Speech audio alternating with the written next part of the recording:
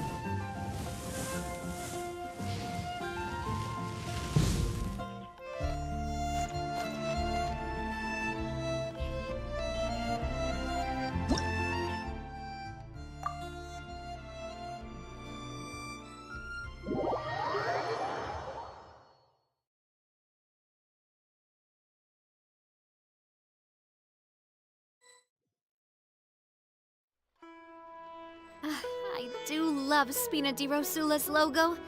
It was designed by my mother. Have you noticed how it's shaped like a heart?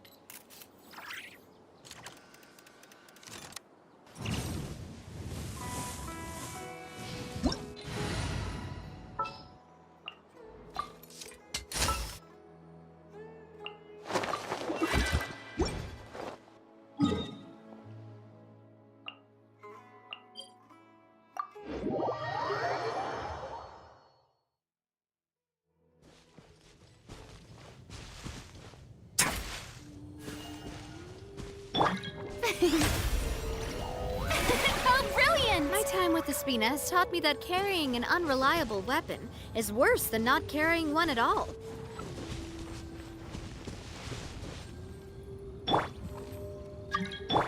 Ah.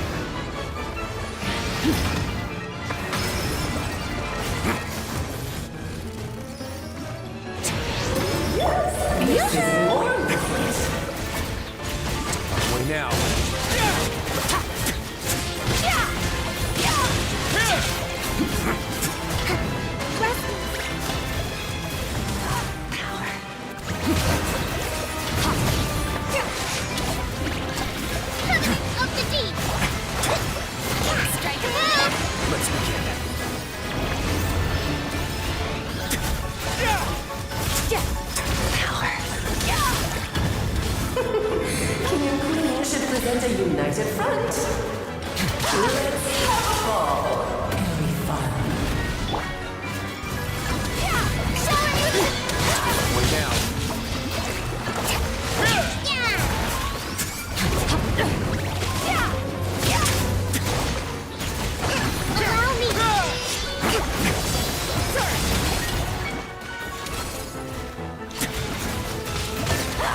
My turn.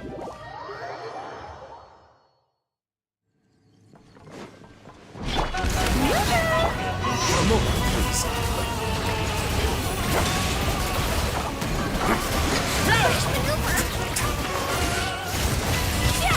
Not wield.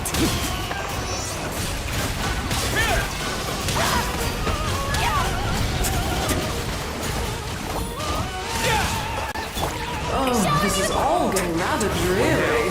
Allow me, my darling. Hold the line. Mine to wield.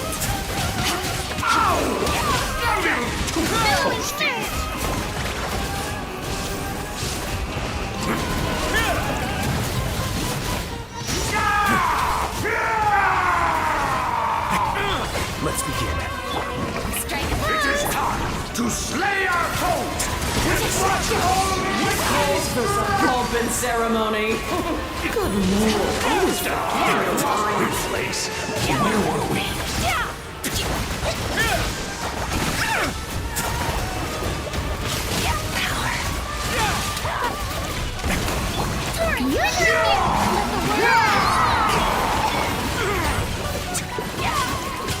A moment, please. Time to be over.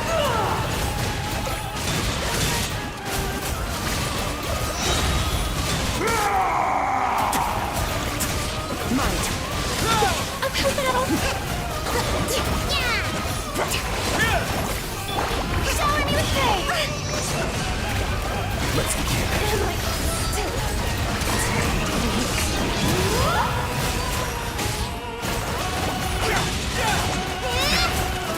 Covenant of the deep. And now, a towering return to form! Mine to wield.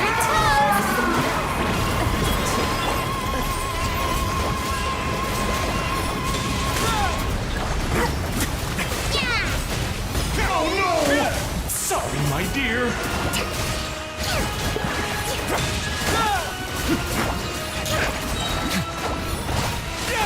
The curtain call has arrived. Let's begin.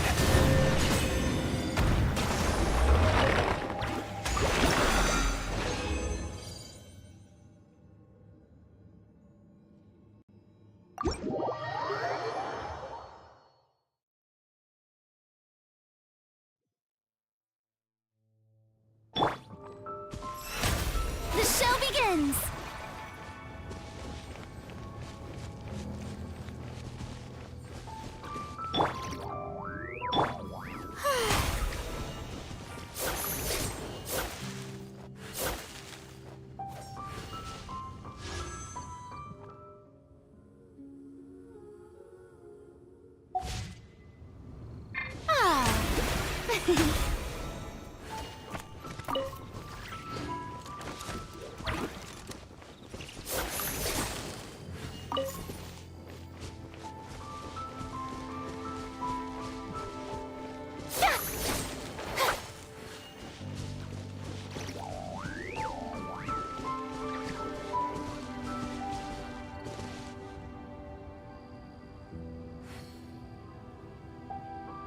I do love Spina di Rosula's logo.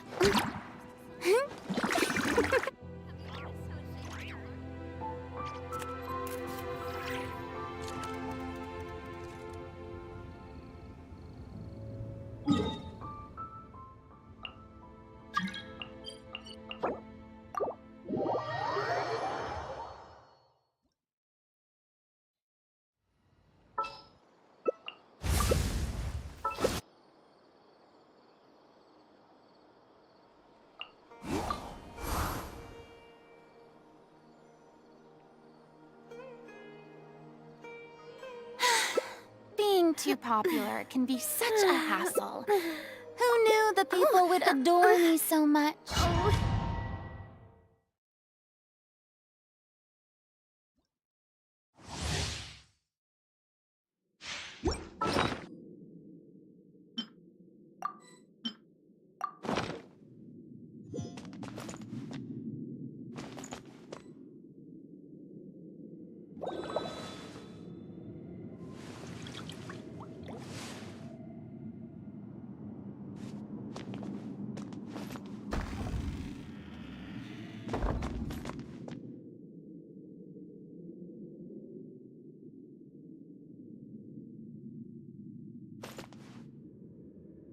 Water comes in many flavors to the discerning palate. Mondstadt's water is crisp and pure, while water from Liyue has...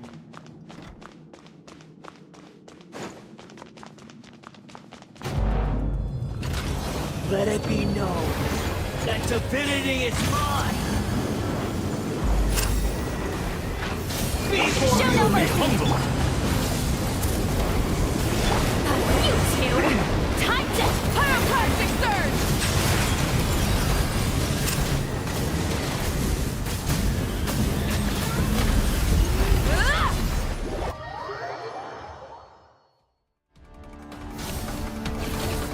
I am the all-knowing God!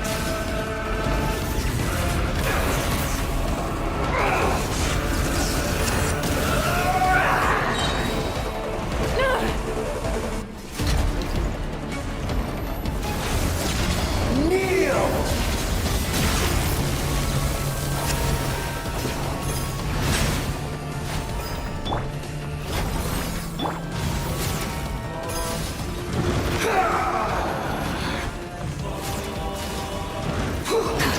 Hold the line!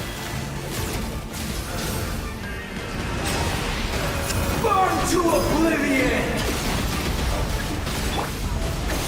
Ship! Ha!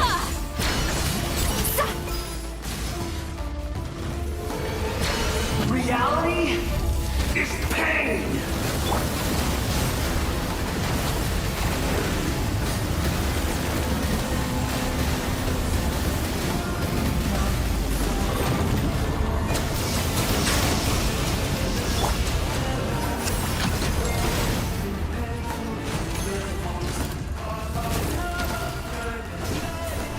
Good riddance, cruel world! Light it up! Get to work! Ship!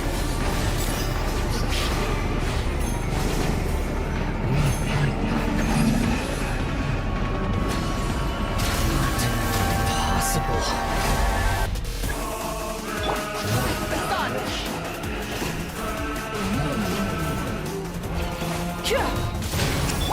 Eat Lolling! Eat Papa! Get him! Light of the blazing sun! I was destined.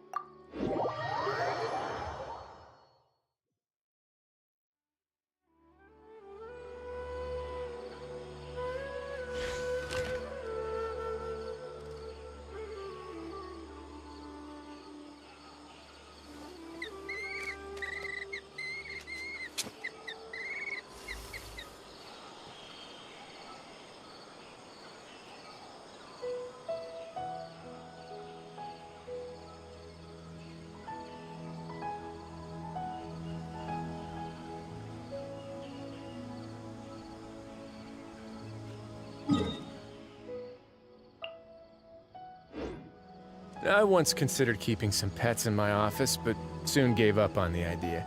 It's just not right to keep small animals where they won't be able to see the sun.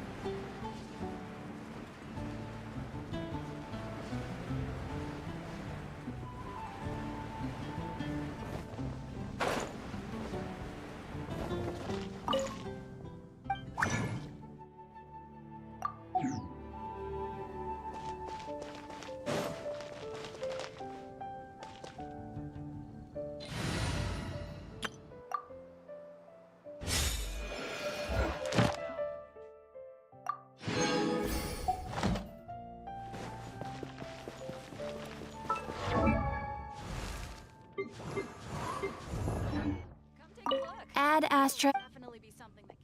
Thank you for add ashtray.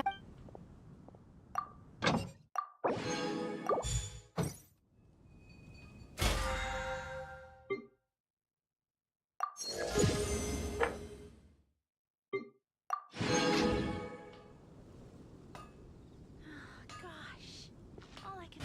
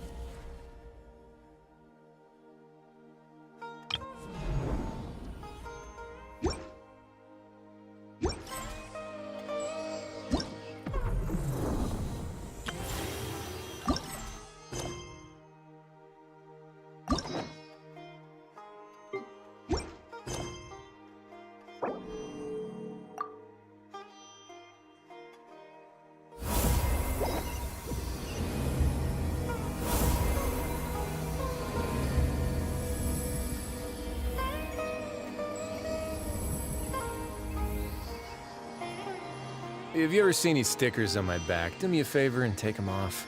Malazines like to play pranks sometimes.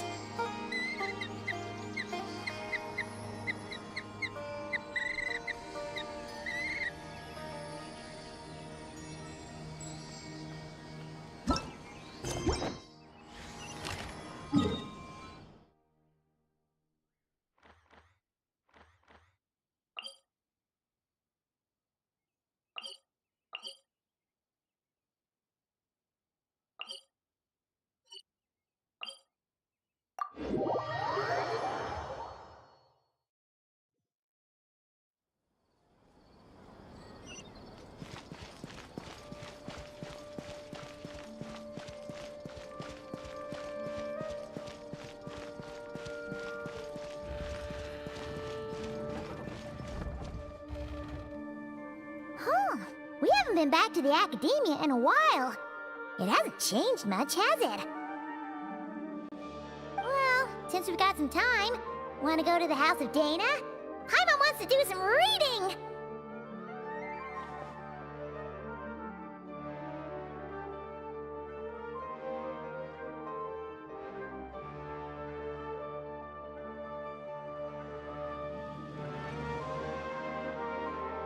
Ha!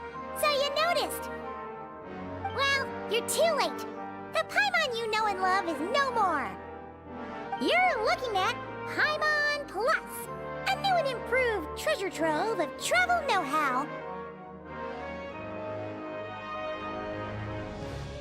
Paimon Plus would like to find some new books to peruse. A gracious traveler like yourself wouldn't leave her companionless on her quest, right?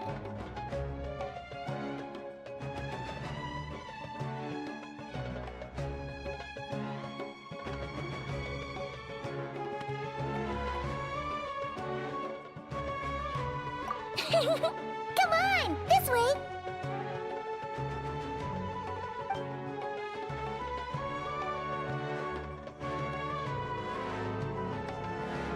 Oh hey! It's Kale and Cyrus!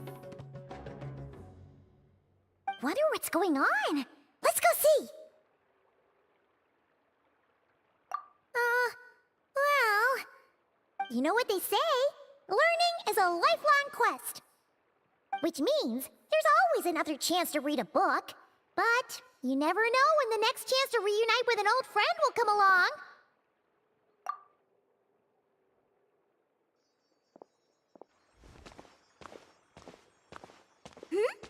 Traveler, Paimon? You're back in Sumeru?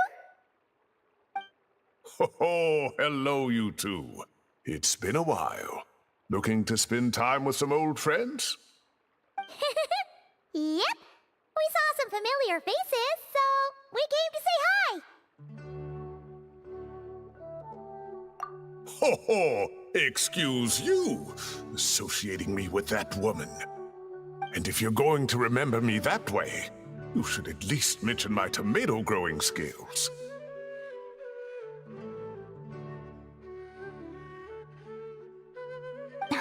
So he's mad about the Zaha D part and not the old man part? Well, Paimon's glad to see you in such good spirits, Cyrus. Must mean things are all good here in Sumeru. Ah, well, it's quite all right. I'm not the type to take offense at that kind of thing. You definitely are. Anyway, what were you and Kale chatting about just now? Ah, that. Well, it was quite a spontaneous meeting. I was leaving the sage's office when I spotted Kole in conversation with a Mahamata, and it looked serious. I thought something bad might have happened, so I hurried over as soon as the conversation ended. But as it turns out, our Kole is moving up in the world. The academia even hired her as a consultant. Wow! That's incredible! Oh, it's nothing, really. Look at that, so humble. Takes after me, she does. Not at all. Not at all. No, wait. I didn't mean that to sound like I don't think you're humble, Mr. Cyrus, because of course you are. I just,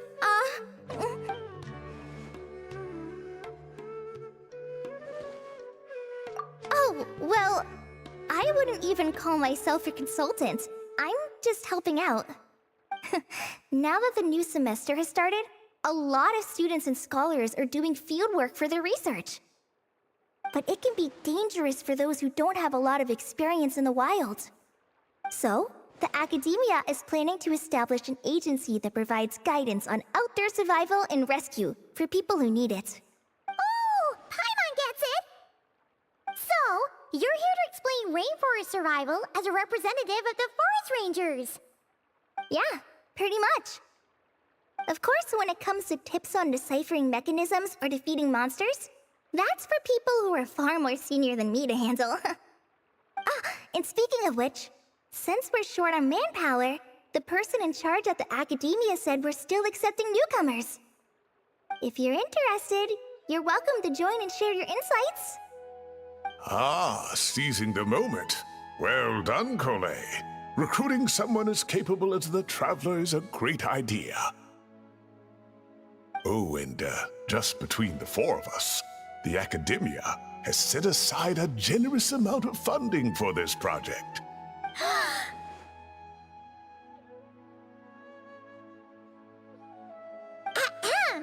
Well, since Kali's thrown her hat in the ring, we should help out too. What do you say, Traveler? Great! We're all supposed to meet up in Aru Village later, so I guess we'll regroup there. I was kinda worried, since Master Tainari isn't around to help this time, but now I feel much better. Yeah, even if you don't trust the Academia's eye for talent, you can trust ours for sure. And mine, of course.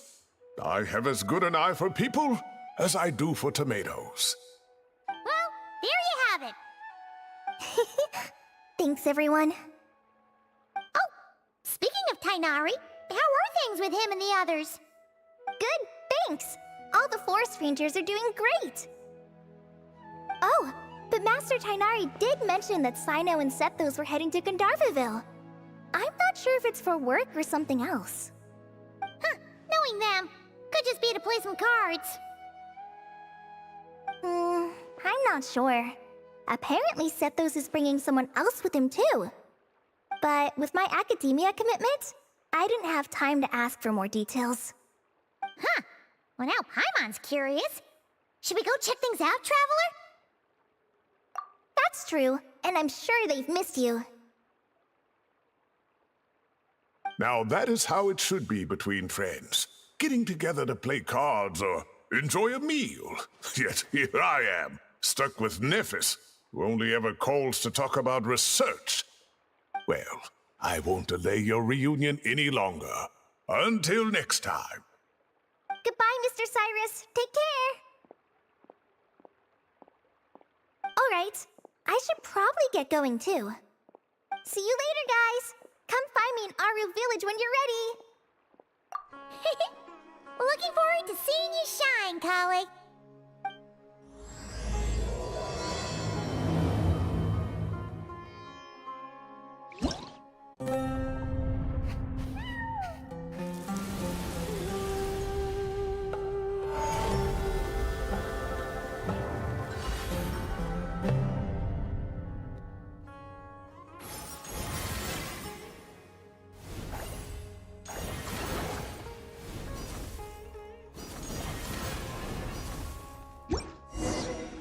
I once considered keeping some pets in my office, but soon gave up on the idea.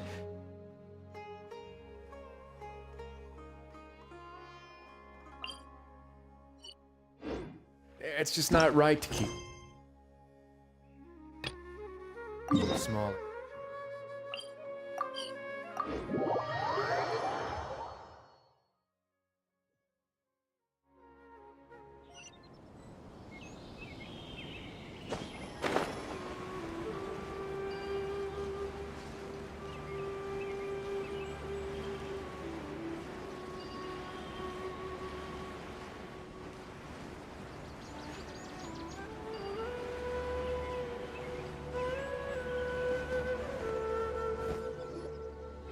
Tainari's place. Tainari's place. Ah! Here it is!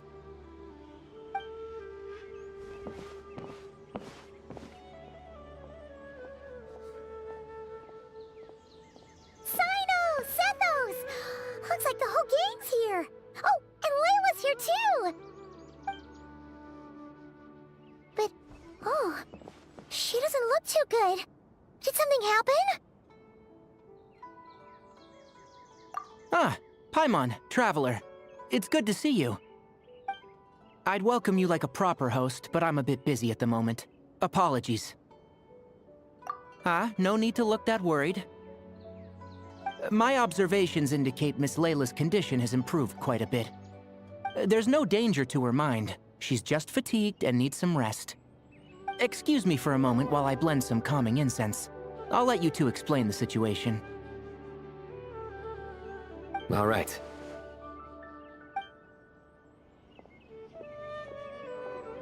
What happened was, Sethos and a few members of the Temple of Silence rescued Layla, who was out in the desert trapped in a state of delirium. She had to be rescued? Oh, that sounds bad. That's all you're gonna say about it, Sino? I mean, we don't want people jumping to conclusions. That's all I can say about it. The person involved is unable to explain what happened to her, so we're limited in what we know. Sorry. My head... still dizzy. The moons... Exactly how many are there?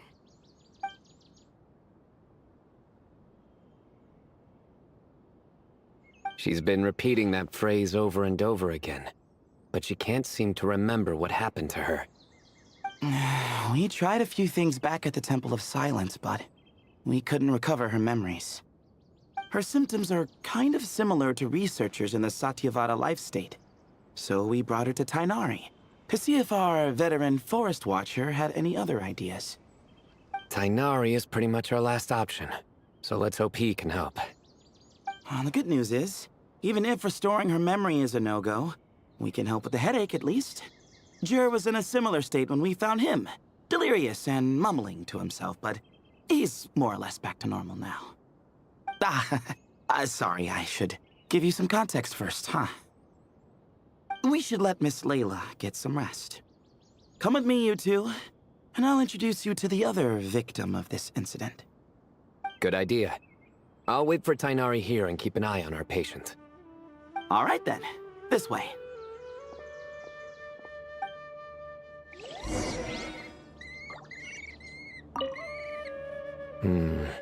So...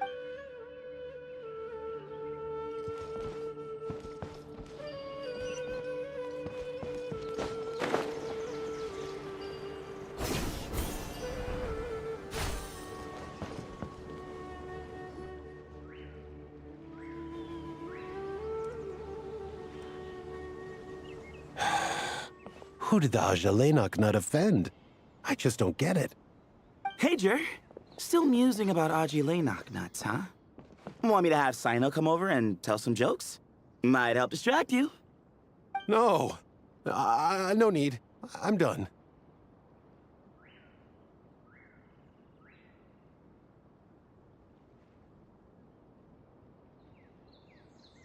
Oh dear. Another master of puns.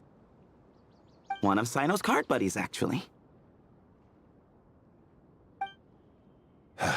I think I might just take that as my cue to head back to the desert.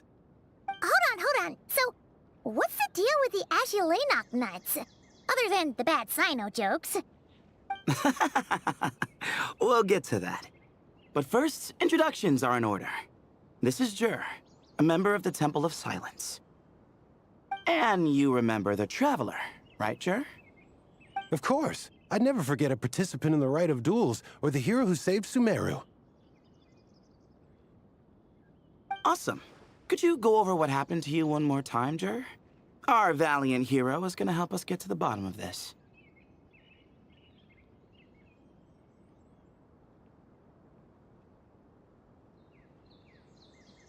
Might as well join since you're here, am I right? Just hear him out. You're gonna want to uncover this mystery once you do. I bet on it. Well, I was on an expedition in the desert not too long ago, when I got caught in some quicksand. Later, it became obvious it wasn't normal quicksand because instead of sinking to my death, I fell into an undiscovered ruin. In my panic, arms and legs flailing about, I suspect I touched some things I shouldn't have. Because in that brief moment, an enormous amount of information came surging into my mind. I would hesitate to even call it knowledge, because my brain had no capacity to process the information. To use an analogy, it would be like trying to stuff thousands of Aji-Lenok nuts into a small water skin without it bursting. Sorry again with the Azulay knocknuts. I know. It's fine. We're getting to that part of the story anyway. True. Well, just as I was on the verge of madness, a single phrase broke through the storm of thoughts in my head. It was a man's voice saying, "Don't eat Azulay knocknuts." What? I know it's hard to believe, but that's what happened. I was saved by the phrase, "Don't eat Azulay knocknuts." I'm not sure. I'm not even certain it was a man's voice. It's hard to remember now that I've been repeating it so much myself. Anyway, the good news is I no longer feel like my head is going to explode. Of course, the bad news is that phrase has been stuck in my head for the past few days. Wow. But doesn't it have the opposite effect? Like, the more you say don't eat it, the more you want to eat it? Yes, that's exactly right. Whoever the voice belongs to, I don't know what his deal is with those nuts. Well, the world's a big place. There's bound to be people who don't like sweet stuff. I suppose. Strangely enough, I'm starting to think the voice belonged not to a man, but a cat. A cat? How? That's the question, isn't it? What would a cat be doing in an abandoned ruin like that? Just as my mind was reaching its breaking point, I could have sworn I heard the sound of a cat guiding me to exit. But when I came to, all I saw was endless desert, and Sethos shaking me in a desperate attempt to wake me up. I'll admit, it was pretty terrifying seeing you like that. Staring off into space and mumbling about Azulay knocknuts. You sure don't sound terrified. Sorry. It's not that I don't care. It's just kind of hard for rambling about Azulay knocknuts to sound menacing. Now, what Layla was saying, on the other hand, that is much creepier. Exactly. The unknown is what breeds fear. Azulay knocknuts are familiar. But the moon suspended above us at night? That's about as foreign as it gets. Well, we don't know that for sure. There could be a whole other world inside an Azulay knocknut, with a moon of its own. Huh. I guess. Azulay knocknuts are not to be underestimated. Right, yeah, of course. Won't catch me disparaging the mighty Azulay knocknut. No, sir. Huh. So, a similar thing happened to Layla then? Yeah, I think so. I was in a hurry to rescue Jur, so I put a marker on the incident site so we could go back and investigate. When his condition stabilized, we doubled back around to check and... Exactly. Multiple victims with the same symptoms at the same location. It wasn't hard to conclude that something is seriously wrong with that place. So, after we got Layla out of there, I had the Temple of Silence put up a warning sign at the scene and send patrols to watch the area. Speaking of, Sino, Tainari, and I are going to head back there and investigate once Layla is stable. So as per usual, you're here just in time. That's for sure. But there's another reason I want Sino and Tainari involved in this. Because the story doesn't end there. Right, Jer? Oh, yes. Where was I? The Azulay knocknuts butted in and I... Right. Yes, the cat. As I followed the cat noises, the voice said something else. So, there are those from Tula who still endure. I thought that was strange, of course, because, well, was the voice referring to me? Records of my ancestry are rather sparse, so I'm not sure if my bloodline even traces back to that place. That's right. The Temple of Silence's place of origin. And the home of Tainari's people. Plus, Hermanubis, who Sino and I both share a connection to, was one of the city's founders. As the temple's current leader, if something strange happens in the desert, it's my job to get to the bottom of it. But it turns out, a lot of people have a horse in this race, and I'm not leaving any of them out. See? knew you'd join. But yeah, that's all we know about Jur's situation. Tainari should be done on his end. Let's head back and check on Miss Layla.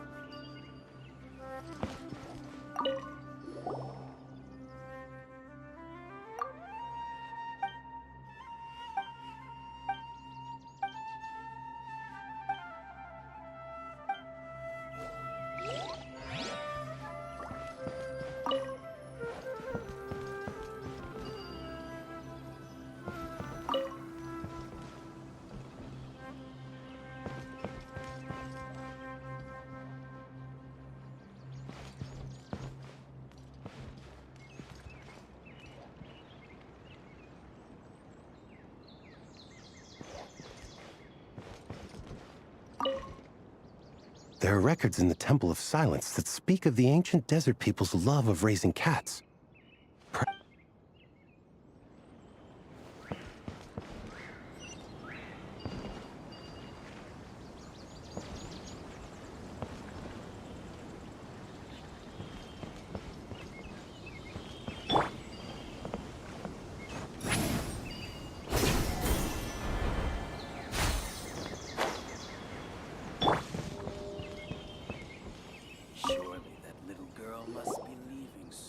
How are you feeling? But don't speak if it's too taxing. It's fine. I'm much better now, thanks. I feel like I haven't slept in 2 days, so pretty much back to normal. Whoa. That's your normal?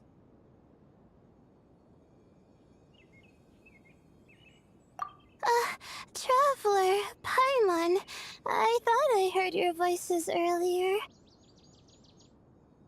Oh, and, I'm sorry. Huh? You don't have to apologize. He didn't do anything wrong.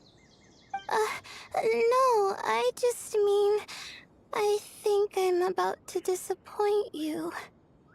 My head was kinda muddled earlier, but I still heard your conversation. I know you're trying to figure out what happened to me, and I want to help. But, I really don't remember anything. Does your head still hurt? No, I feel fine. The incense you made helped a lot. I'm still hearing those words in my head, but other than that, I'm okay. It's just, all I remember are those words. Everything else is a total blank. One moment I was heading to the stargazing point I'd calculated, and the next, I was on my back in the sand. The same phrase playing over and over again in my mind. How many moons are there in the sky? Sethos, did your friend Jur suffer from memory loss too? Not really. His memories are blurry, but there aren't huge gaps like this. He remembers touching something. Someone talking, a voice mentioning Tuletula, and hearing a cat lead him to the exit. A cat. Did you hear it too? Huh? Now that you mention it, I think so.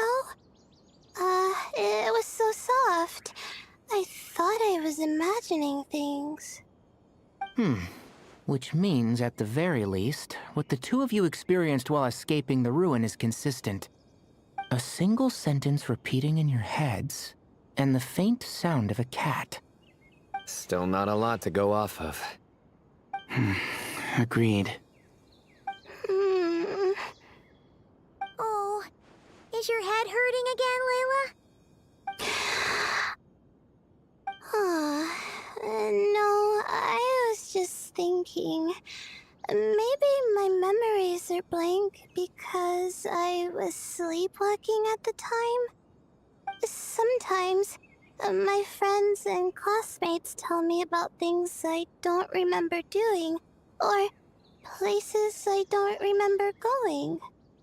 I don't talk about it a lot because, well, I don't even know how it happened.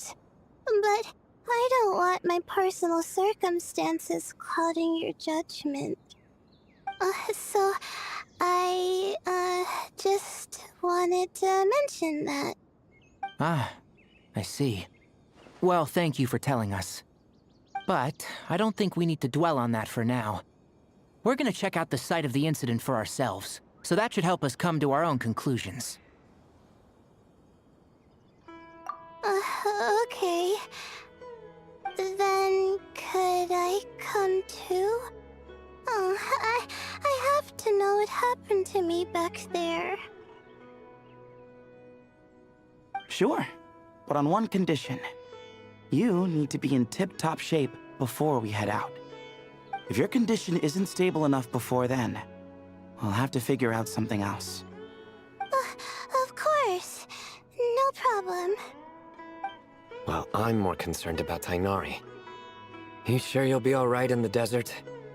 You say that like I'll evaporate on first contact with sand or something. Call it curiosity.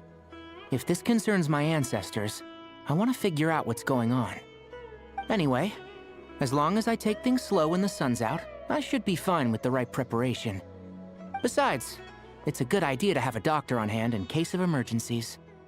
So long as our doctor doesn't become the emergency. Well, if that happens, I suppose I'll just have to rely on the kindness of my entourage to haul me back home. Alright, well, that all sounds good to me. Let's meet in 2 days like we agreed.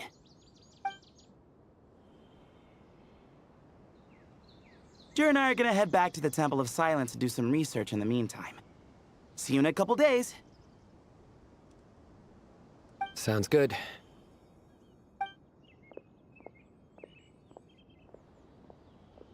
What about you, Layla? If you feel like you need more rest, I can arrange a room for you to stay in. No need. I've asked enough of you as it is. Besides, I feel a lot better. I should make it back to my dorm, no problem. You sure? Don't push it too hard, or you might end up sleepwalking along the way. Don't worry, I'll be fine. I have other things I need to do anyway.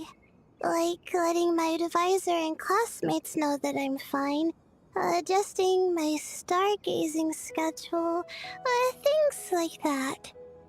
If I don't get it all done, I doubt I'll be able to sit still, let alone stay here and get some rest. I'm not so sure that's... a much better idea. Thank you, Traveler. Of course, if anything starts to feel off, come back for a checkup right away. You'd better listen to him, Layla, or he'll feed you tasteless slop as a punishment. Punishment? You're the one who caught a cold. You're supposed to eat light when that happens. Besides, with your nose stuffed up like that, you couldn't taste anything to begin with. Huh. Is that so? And here I thought it was an in-taste-to-know issue. Should have seen that coming.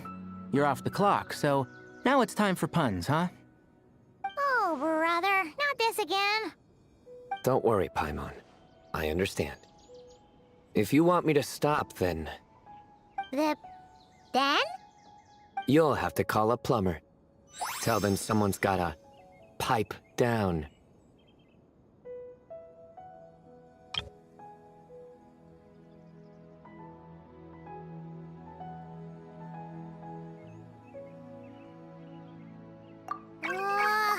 This is getting more insufferable by the second! Put a sock in it already, please!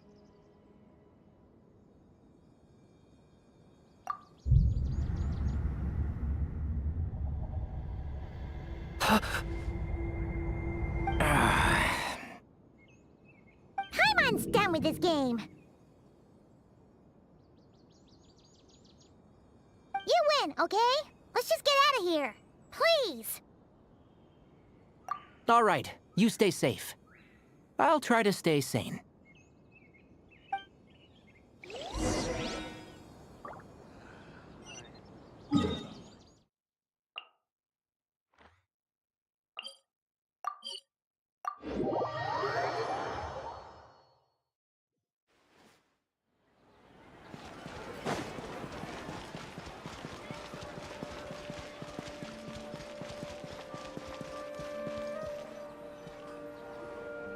Moons. Azulenak nuts. Moons. Azulenak nuts. Are the moons going nuts? Oh no! Looks like Paimon's caught the brain bug too! She can't stop thinking about those two things! Oh, Paimon's gotta clear her head. But how? Aha! Got it! The cafe over there! Why don't we head over for a quick pick-me-up?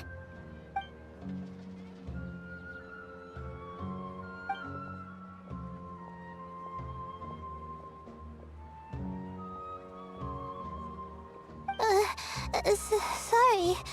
I feel kinda tired all of a sudden. Wait! Is it because of all Paimon's muttering just now? Oh, sorry. The coffee will be Paimon's treat, okay? Hey! You make it sound like Paimon's stingy or something! Huh. Well, she'll just have to show you her true colors. Yeah! Starting now!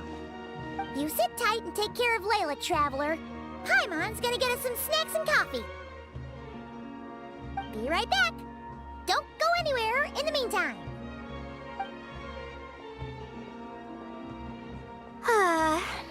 She's pushing herself again as always.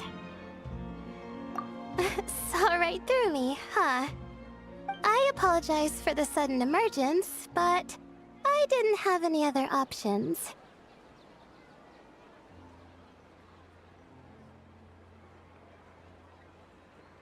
Well, that's true.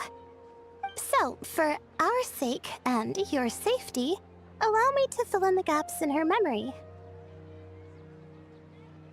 That's right. Layla was already in bad shape, stressing about her new study topic, focusing on the stars instead of her surroundings. By the time she realized the danger she was in, it was too late.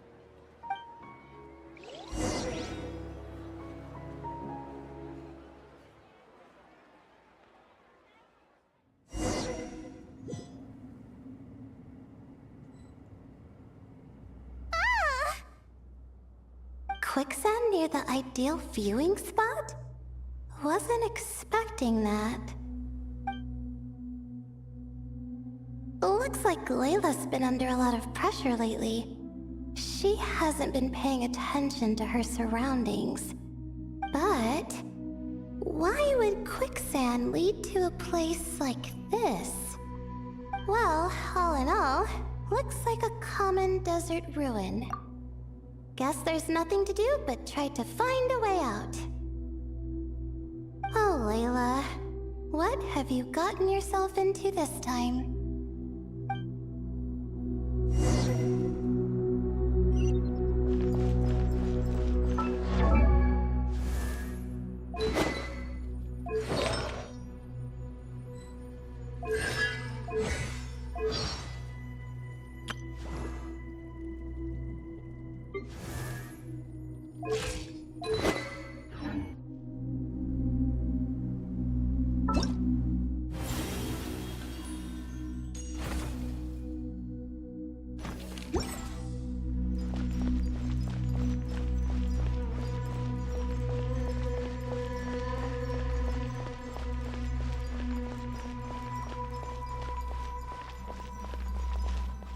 I think This door can be opened using the device next to it.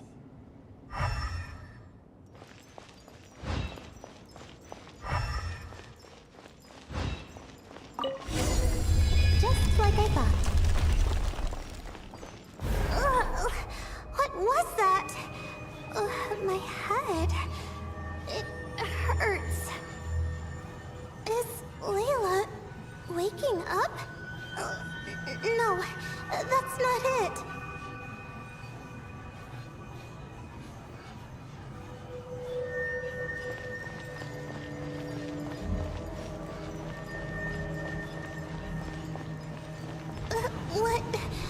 What's going on? It's too much. I don't understand.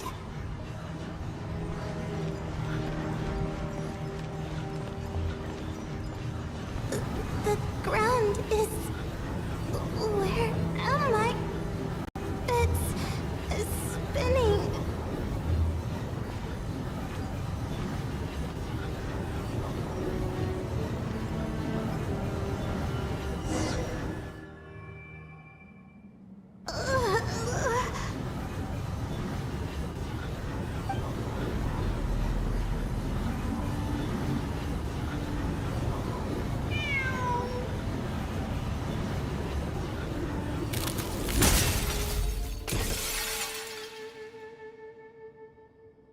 How many moons are there in the sky?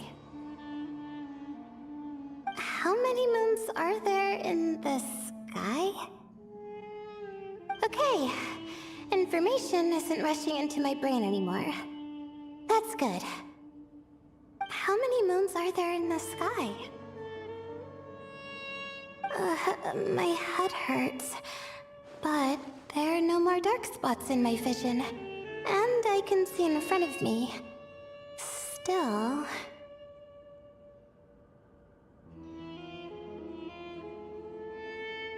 How many moons are there in the sky? What's going on? The same thought keeps popping into my head. What does it mean? How many moons are there in the sky?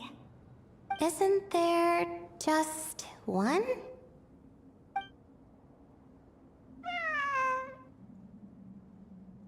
A cat?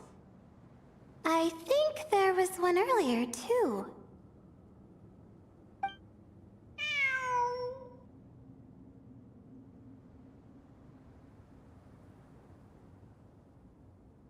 I'm not hearing things. It really is a cat. But what is it doing here? How many moons are there? No! Stop it!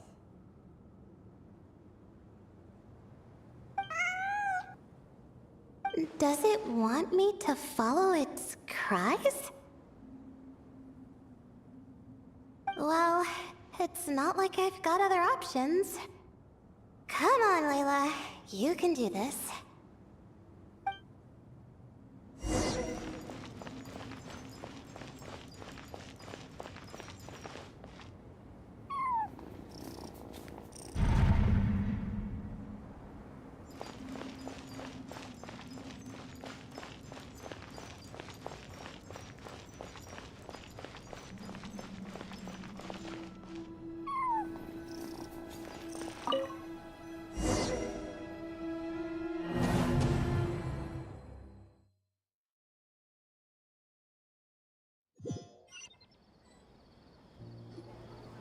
And so, I followed the cat's cries to find my way out.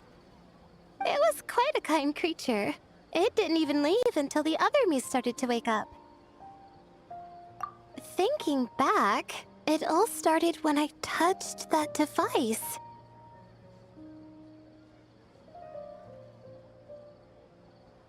I've heard fellow students talk about it before. How the desert is full of objects that do strange things.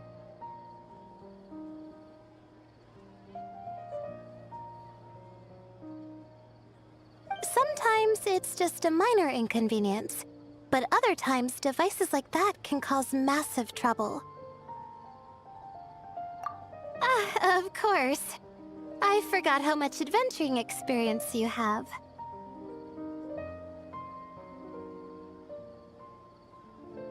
Still, carrying an umbrella doesn't mean you can't get soaked, so just be careful and stay away from unknown devices.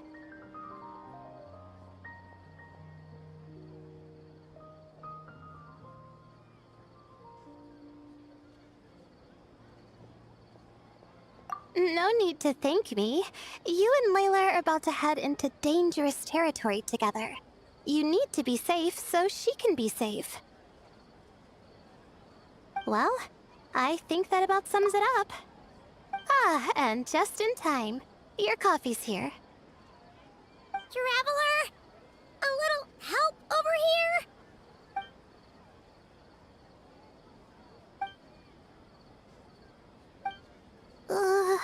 Huh? Did I fall asleep?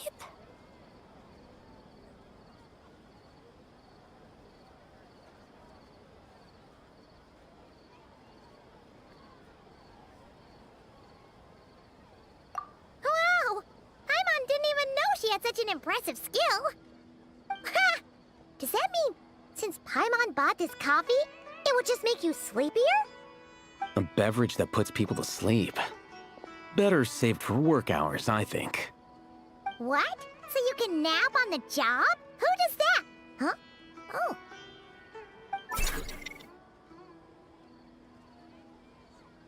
Beep boop. Oops. Oh, hey them! Kave! Nice to see you! Oh, and you too, Marak!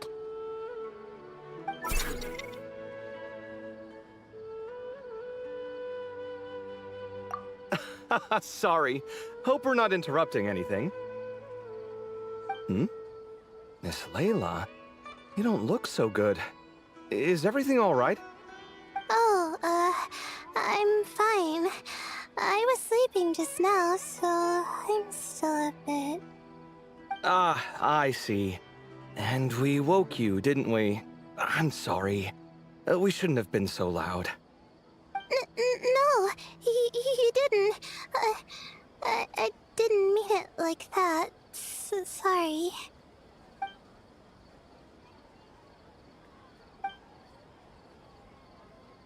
Wait, where are you going? You just got here! I'm going to do what I came here to do. Which is? Buy coffee beans.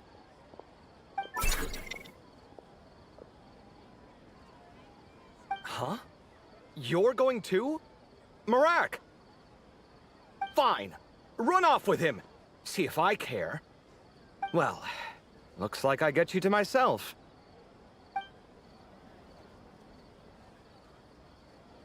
It's been a while, hasn't it? How have you been? So, a busy life of adventuring for you, and a busy life of academics for Miss Layla, is that right? Oh, is something wrong? Ah, the desert's not always the friendliest place, that's for sure. And from the look on your faces, I'm guessing this problem's not resolved?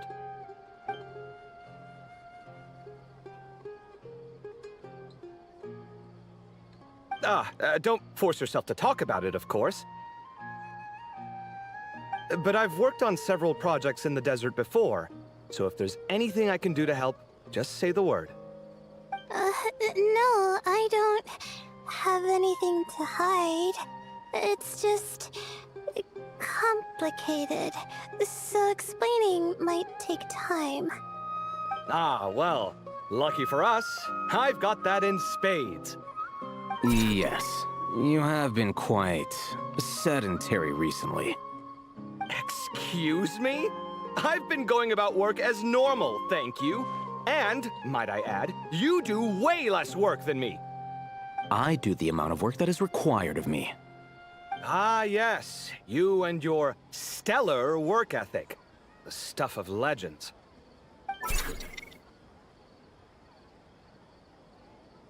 Oh, now look what you've done. I've lost my train of thought. Where were we? The problem in the desert. Wait, you were listening earlier? Oh, we're giving the silent treatment now? Mature, very mature. Continue, Miss Layla. I'm curious as to how this incident unfolded. What did I tell you? This one doesn't have enough to do. Alright. Well...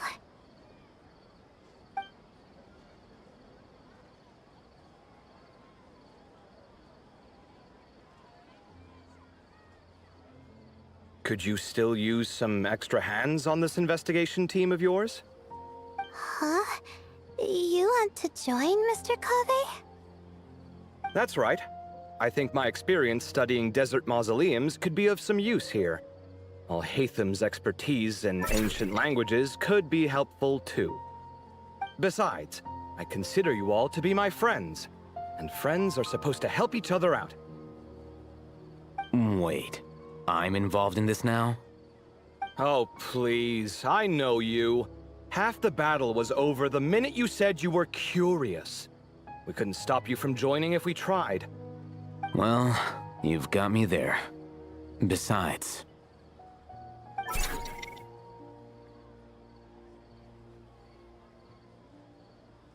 this suitcase of yours has been jumping at the chance to volunteer for a while now. I imagine... You imagine? Mechanical life forms might also feel homesick from time to time. Huh. Now that you mention it, Marak's core was a component sourced from the desert. That could prove useful.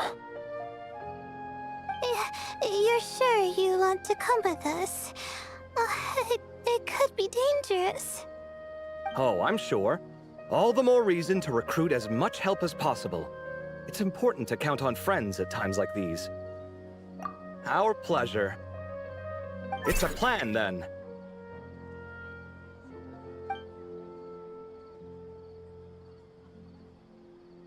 All right, we'll head back to our place to get ready.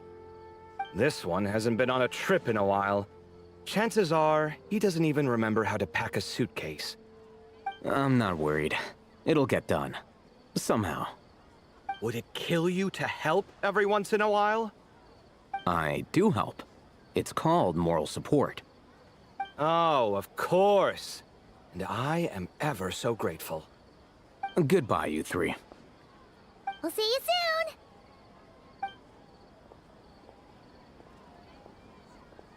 Oh, and Kaveh, your coffee beans! You were too busy glaring at Alhaitham, you almost forgot them!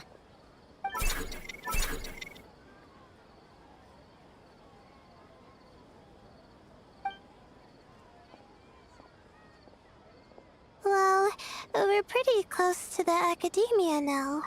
I should be fine from here. Thanks for the coffee, Paimon. I feel much better now.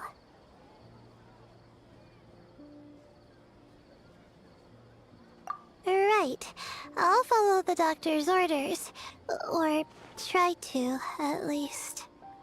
With the blessing of the stars, I hope we all get a good night's sleep.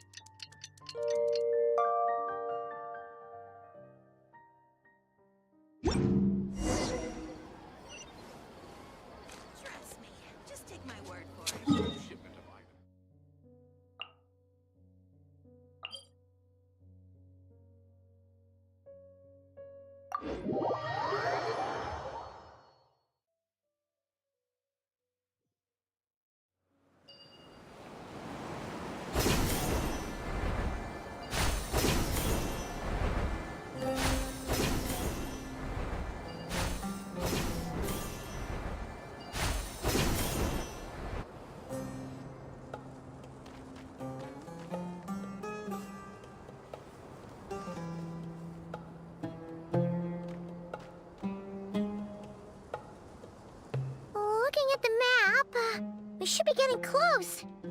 Speaking of which, the closer we get, the more Paimon's heart feels like it's beating out of her chest. Excitement. Yeah, sure, that's it. Oh look, it's Tainari and the others. Everyone's here bright and early. Yeah, the desert's a pretty harsh environment. Better to travel at night and beat the heat. Hey everyone, we're here! Ah, right on time. You don't need to worry about me. It's not too hot yet, and I'm properly hydrated. All right, we're just waiting on the 2 people Miss Layla mentioned, and then we'll be set. He's staying behind. If we don't make it back after a certain time, he'll be in charge of rescue operations. You can count on me. Nice! You thought of everything! Oh, and Cyrus said he'll be in Aru Village, so he's also available if we need help. Haha! Amazing! Having people to watch her back is making Paimon a lot less nervous. Yeah, I did. After hearing about what happened, my advisor gave me some time off to rest. So, my studies are on hold for now. Then, does your advisor know you're back in the desert to investigate? Yes, but I was only allowed to come after I mentioned that General Mahamatra would be there too. Haha! Quite the reputation you've got there, Sino.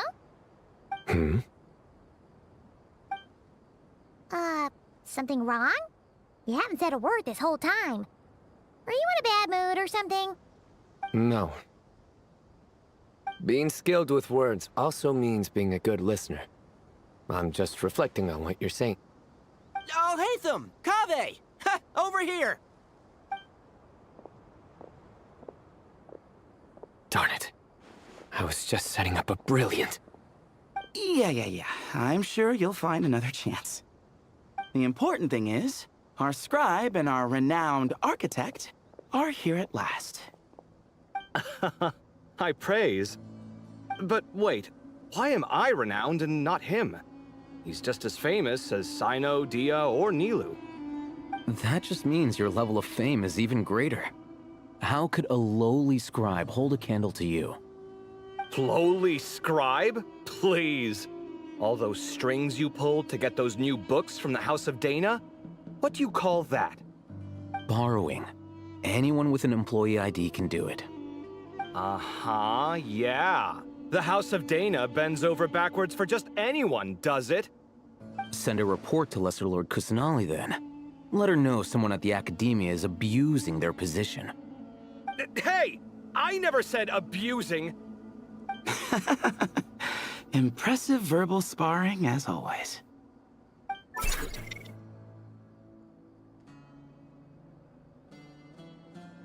Oh, hello to you too, Marak. Well, looks like your assistant is raring to go, Kaveh.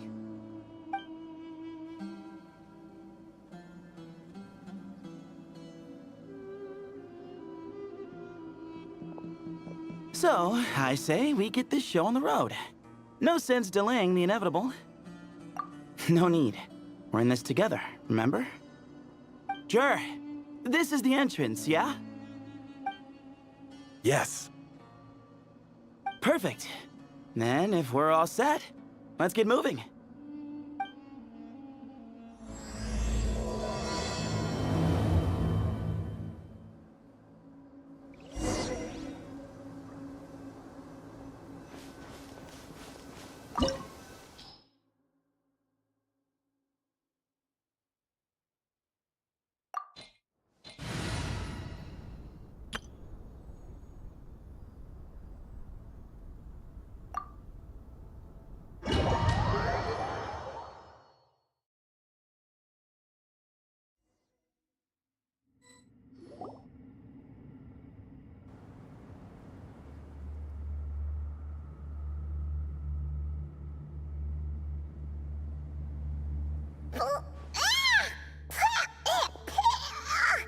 Paimon's mouth is full of sand! Ugh. So that's what falling into quicksand feels like? If this was quicksand, we would have struggled to breathe. No. I think this was regular sand, and we didn't sink into it. We fell through it. Into this place. Agreed. In other words, sounds like a you problem, Paimon. Ha, very funny. No way, Paimon's the only one. Ha! See? What? I'm the only one with sand in my shoes? Yeah, right.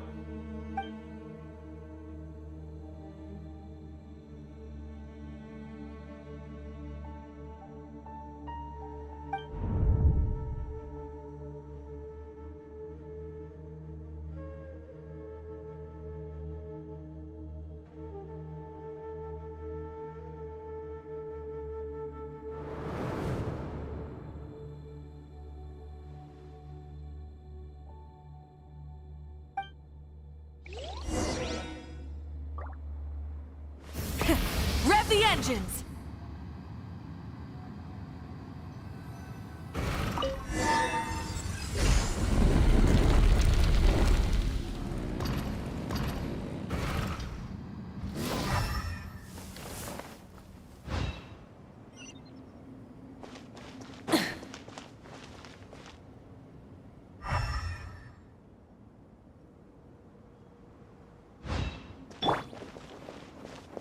Shine down!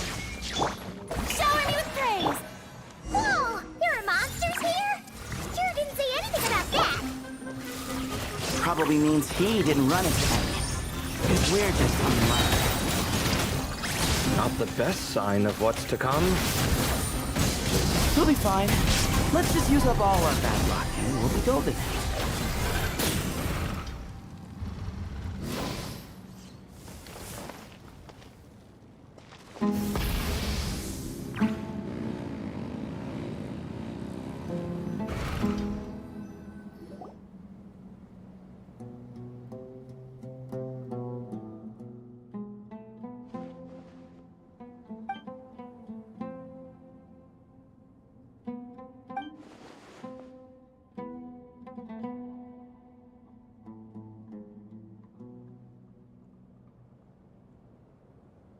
Well, that goes without saying.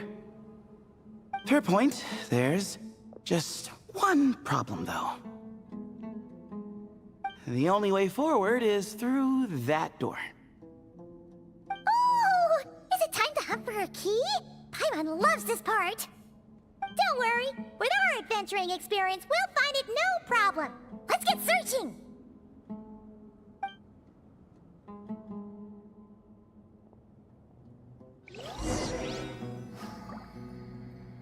Marak, wait!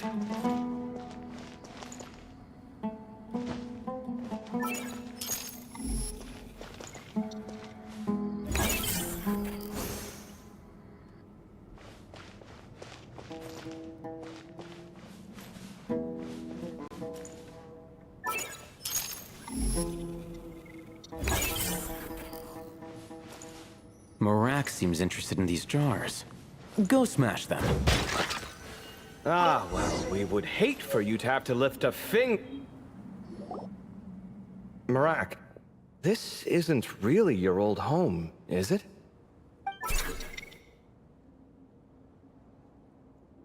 No idea what that means, but Marak does sound pretty happy. So, mechanical life forms do have the capacity to miss home. A novel discovery. Well, with Marak leading the way, we should be safe, right?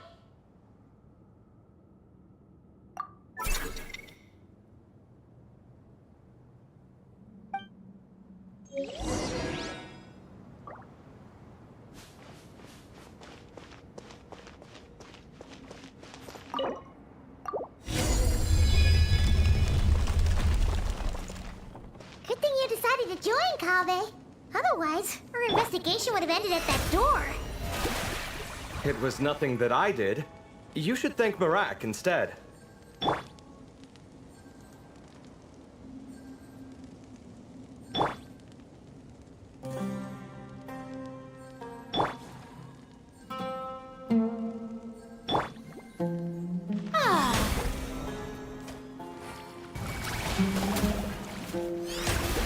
The show begins!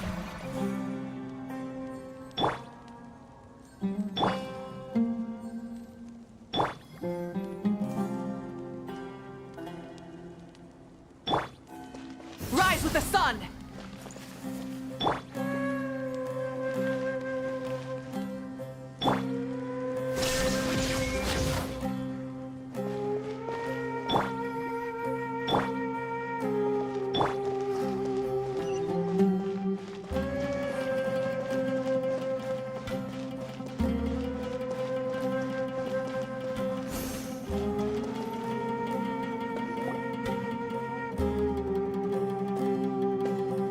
Hold on. At this rate, Paimon's gonna lose her title as best guy to a mechanical suitcase.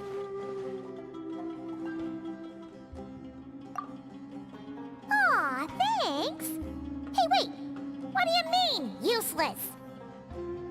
Well, no weird mental symptoms so far. I'll take that as a win. That said...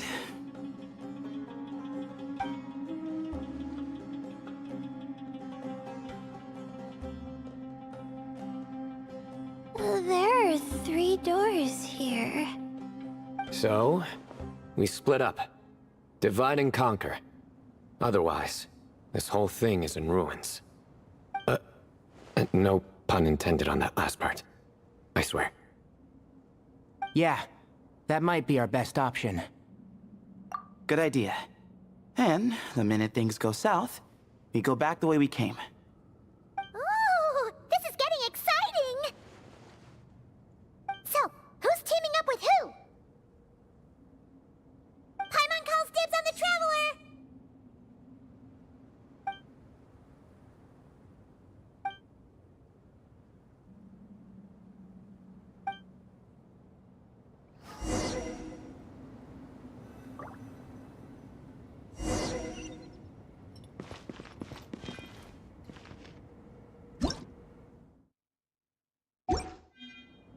Well, this takes me back. Last time we were in the desert together, the 2 of you came all the way out here to gang up on me. Oh? Sounds like someone's holding a grudge. Just what I like to hear. If you're still hung up on that last one, just name the time and place, and we'll have ourselves another thrilling... duel. Huh. What's with the awkward pause? Were you expecting me to stop you from saying something stupid? You two can have 1,000 duels for all I care, after we're done here. For now, focus on the task at hand.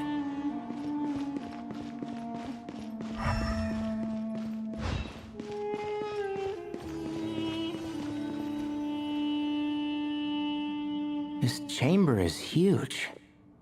I can't even imagine what it's used for. Oh.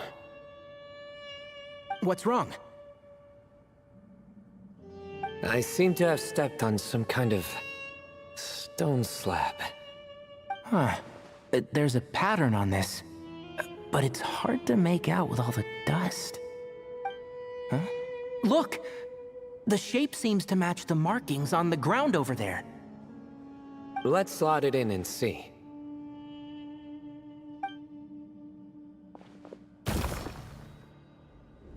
And we have a match. Looks like we need to find the other 3 broken slabs. Let's search the area, but be careful where you step.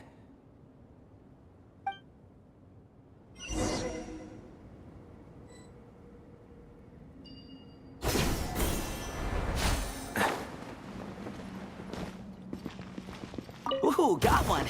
Ouch, but watch out. The edges are kind of sharp.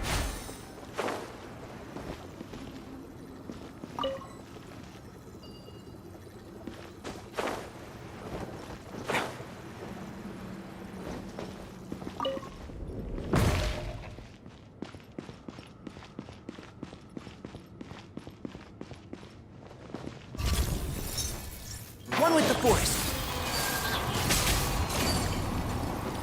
Way ahead of you! Nowhere to run!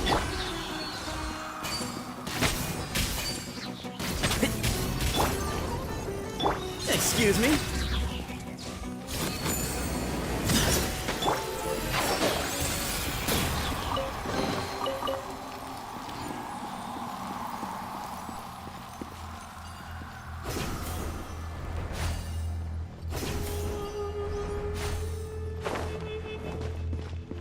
Got the third piece.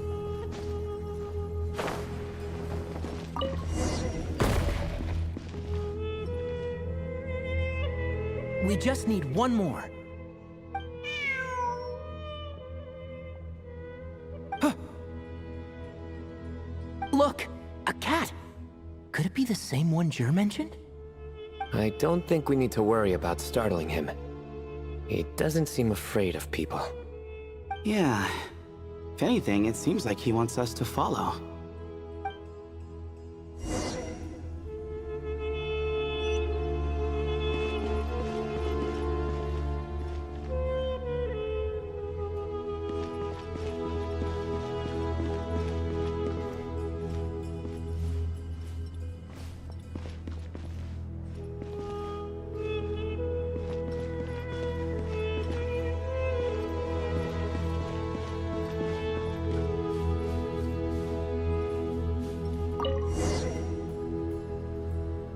Oh, he led us to the last piece. Who's a good kitty? I never thought I'd hear you say something like that. You've clearly never heard how the professor talks to his tomatoes, then.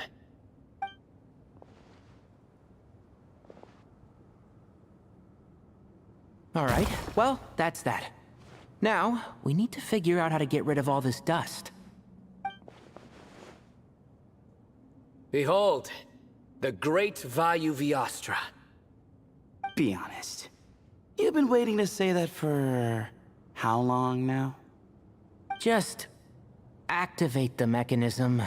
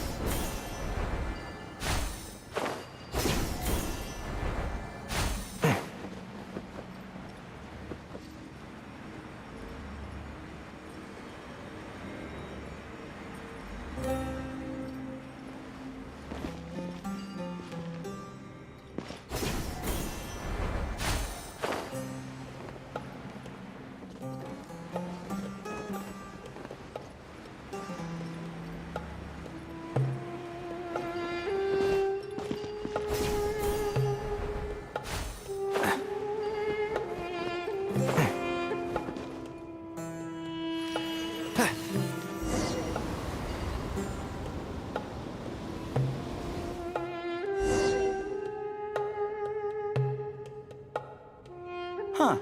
It worked. It's a picture of... 3 Hermanubises? That can't be right. The ears aren't vertical. Oh, true. And the looks fall short. My hat is much better looking.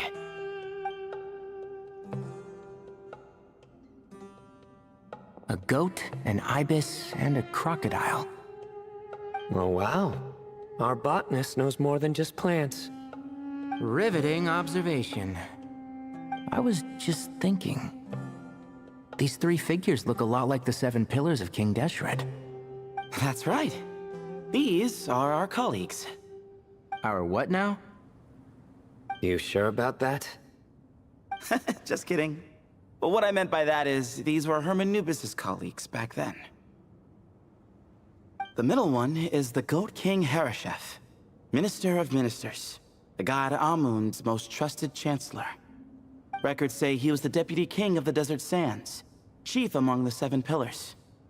Someone even more impressive than Hermanubis? I wonder if that ever got his goat.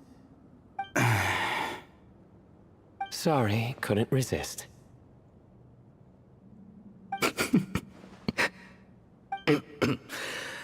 Okay, that was a good one. Wait, really? I've got so much more where that came from.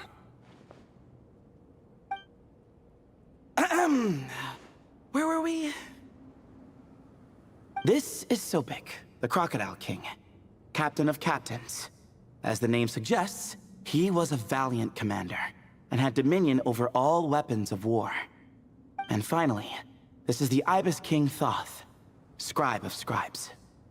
Your memory's pretty impressive. I bet you're almost as good as me at memorizing cards. A scribe? Did he manage archives then?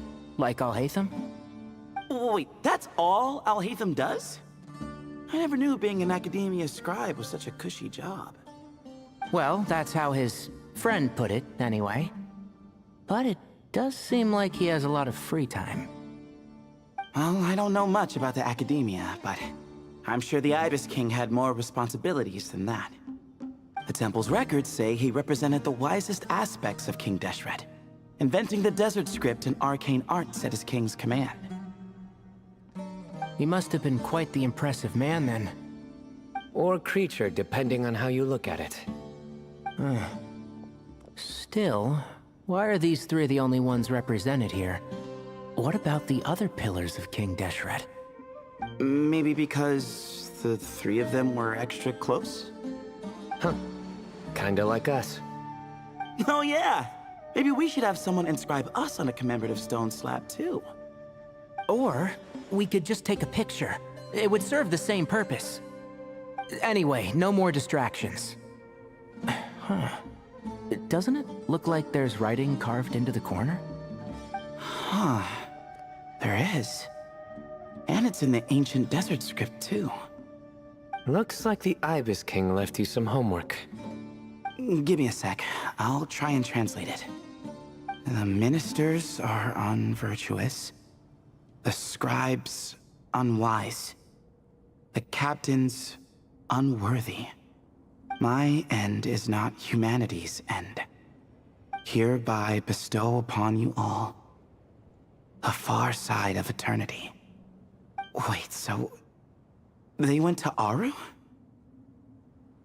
It doesn't sound like it was their idea. The far side of eternity is said to be the final land of dreams for all desert dwellers. But if such a place did exist, wouldn't it also be an inescapable prison? Yes, and based on the writing here, it's clear King Deshret wasn't pleased with these three. This gift he bestowed upon them seems more like a punishment. Such is the power of a king, I suppose. Which means the goat's the one who got in the end. Huh. Yep, not as good the second time. What? Impossible. Well, looks like that's all we can learn here. Should we keep going? Yes, no time to waste.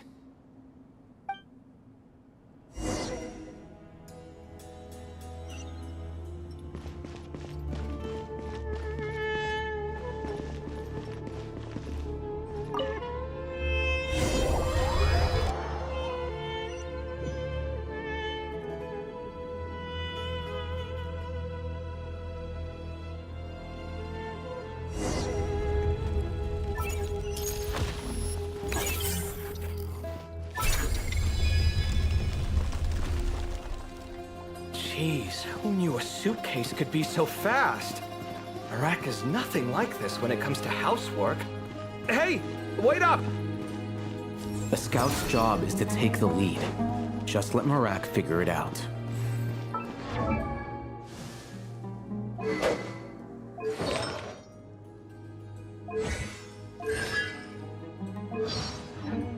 Easy for you to say. I'll be the one doing the repairs if something happens. Why don't you go scout ahead then? When I think of a comeback, I'll let you know. Oh, Marak stopped. What is it? Found something? Looks like something covered in sand. Let's get it out then. Come on.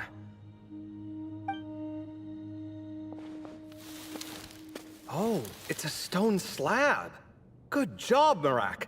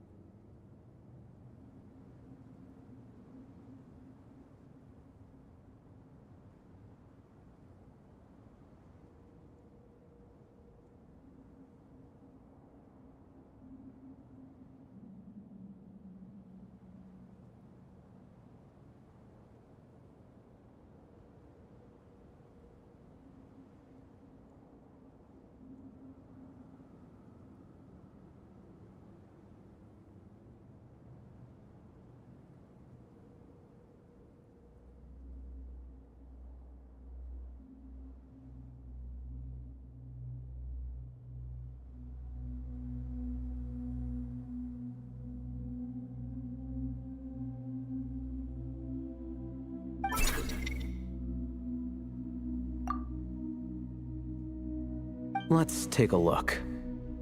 Huh. Looks like this part of the picture goes over there?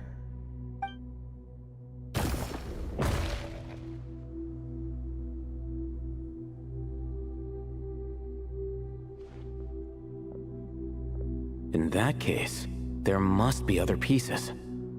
All right, and let's look around. Hey! Why are you sitting down? I thought Marak was helping. Oh, so you do know what that word means. Great. Are we supposed to just sit back while Marak does all the work? No, I doubt you could do that. Exactly. But I can.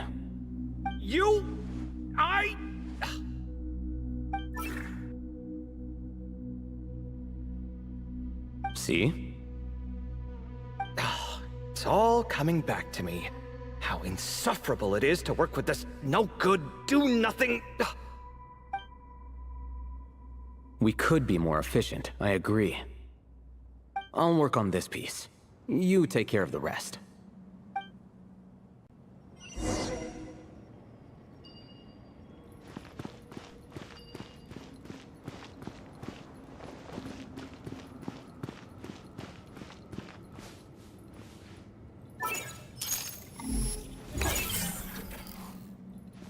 Found one!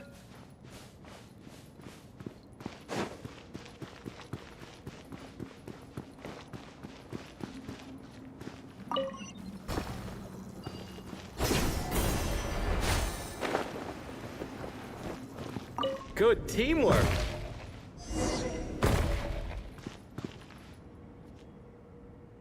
Looks like we found them all. The pieces fit together like a glove.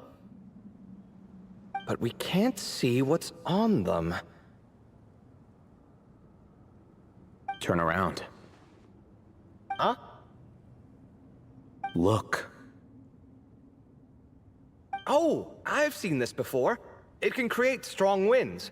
Just what we need to clean off the slab. Come on, let's... Hey! Don't worry about me. If I sit here, I won't be in the way. Oh, you don't want to be in the way? Then sit right in front, so the device can blow you straight back to Sumeru City.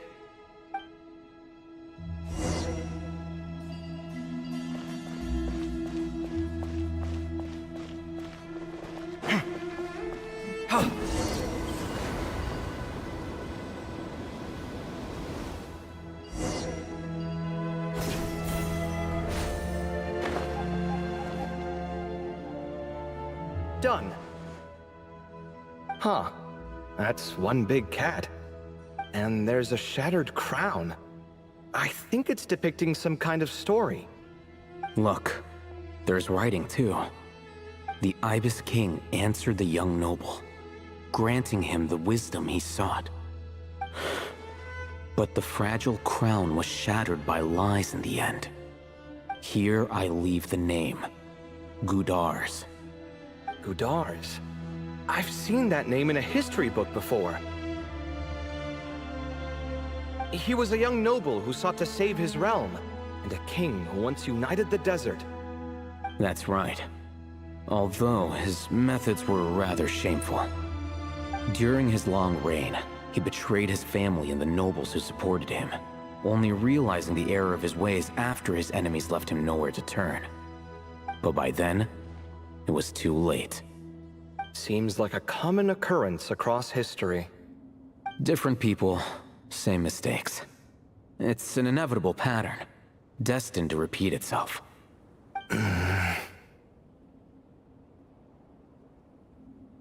The writing mentions the Ibis King, but a cat is depicted here. Does that mean... So far, what's depicted on the slab seems true to history. In which case, this cat is either a proxy for the Ibis King or a manifestation of said king himself. Exaggeration is a common method ancient records use to highlight a being of higher status. And as we know, Layla and Jur both heard the sound of a cat while escaping the ruin. You're saying the Ibis King, one of the legendary 7 pillars of King Deshret, is here, still helping those in need? I'm saying we can't rule it out.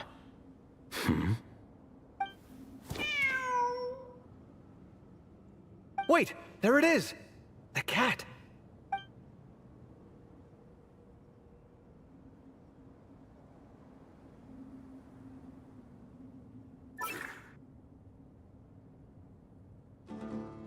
Ah! Marak went after him! The cat's showing us the way forward. Come, let's follow. Okay.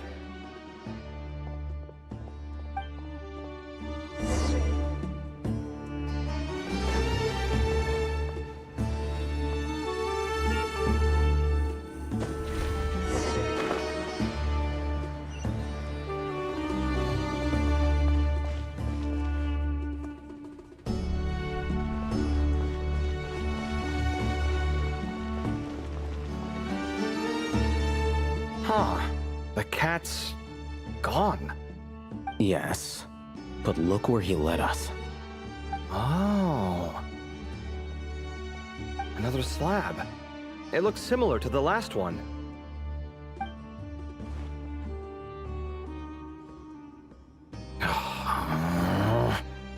Oh, by all means, take your sweet time. Wouldn't want you to overexert yourself.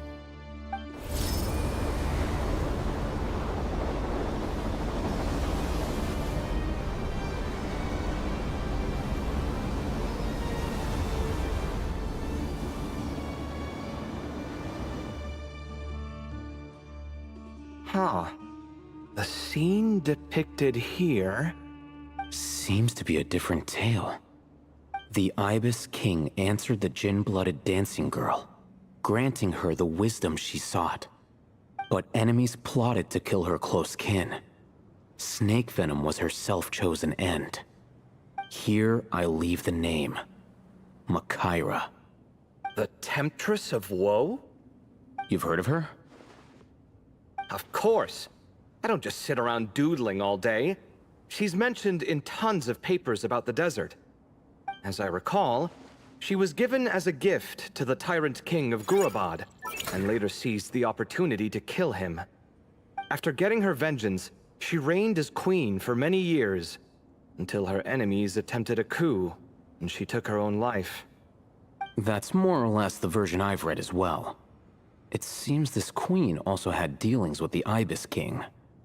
Yeah, I'm starting to find this whole granting wisdom business a bit concerning. I mean, considering how Gudars and Makaira ended up, it might not have been a good thing. But, at the same time, if the cat guiding us is linked to the Ibis King, then he doesn't seem like a villain either. People are complicated. And the same is true of the servants of the gods, no matter their wisdom or power. Let's reserve judgment for now and keep moving.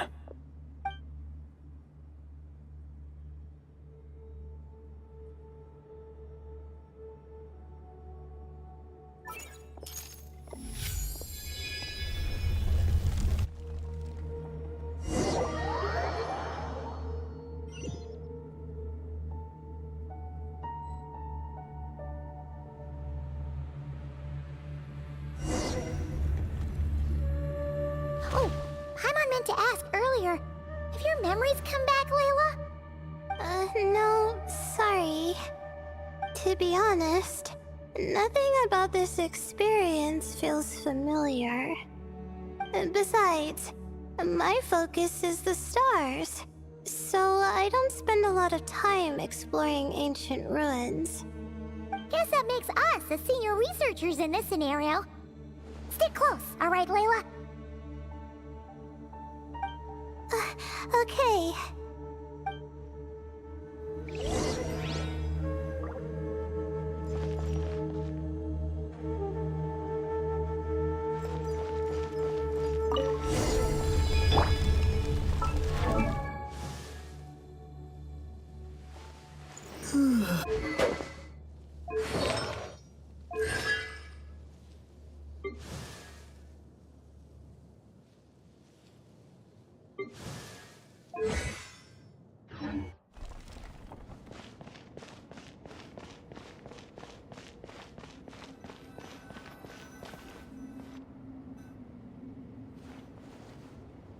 Wow. What a tall ceiling. Yeah. But for such a big place, it's so empty. Like no one ever lived here. Sure must have been boring to live in ancient times, staring at ceilings all day. Now that you mention it, I've heard some people used to draw star maps on their vaulted ceilings. Some might even make them transparent to better observe the movement of the stars. It sounds so nice. Stargazing from the comfort of your own home. Wait a second. I think I see something up there. Huh? How is Paimon supposed to do that? Oh, right. Flying. Duh. Alright. Sit tight, everyone. Adventurer Paimon will be right back.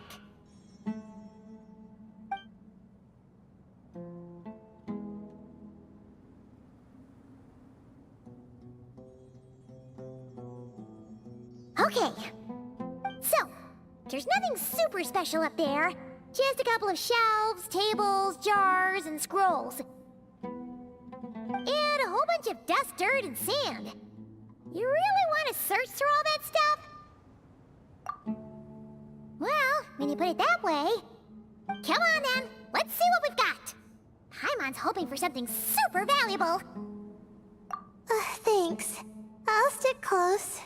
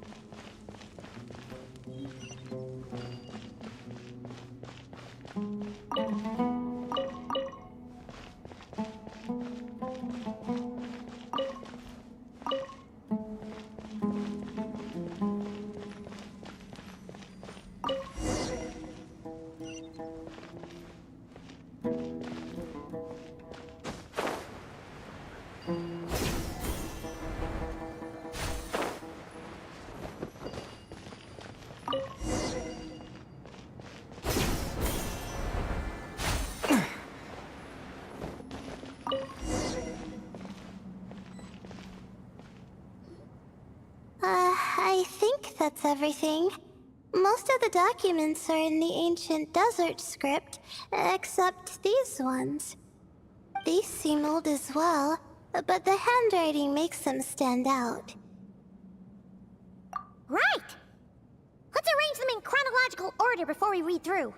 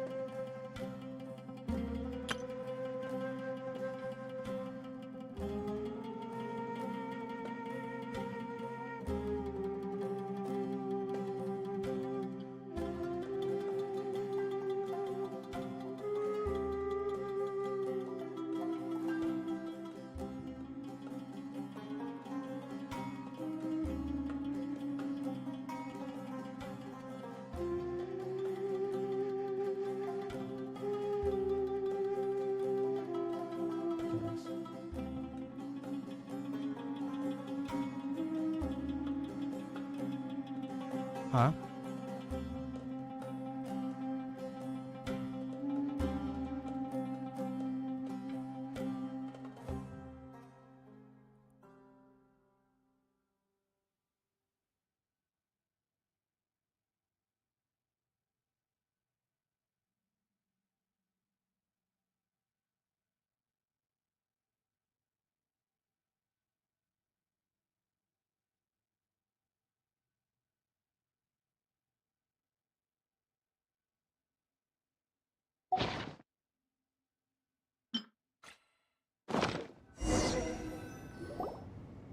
Okay, now let's take a look.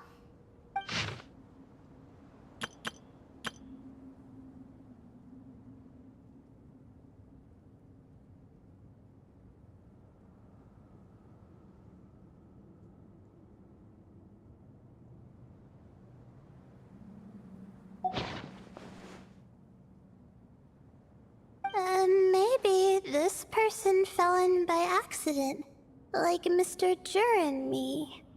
Yeah, maybe. But they don't sound super worried about their situation. So, either this person's an ace adventurer, like the Traveler, or some kind of super optimist. An optimist, huh? Oh, I wish I could be that sort of person. That's right! You're detailed and passionate. Great qualities for an adventuring buddy. This optimist seems super obsessed with exploring every corner of this place. That could have gotten them in big trouble for all we know. Well, I appreciate the compliment. It's almost magical how words like that can make you feel like you can do anything. I only wish that magic could last a little longer. Until I figure out my new study topic, at least.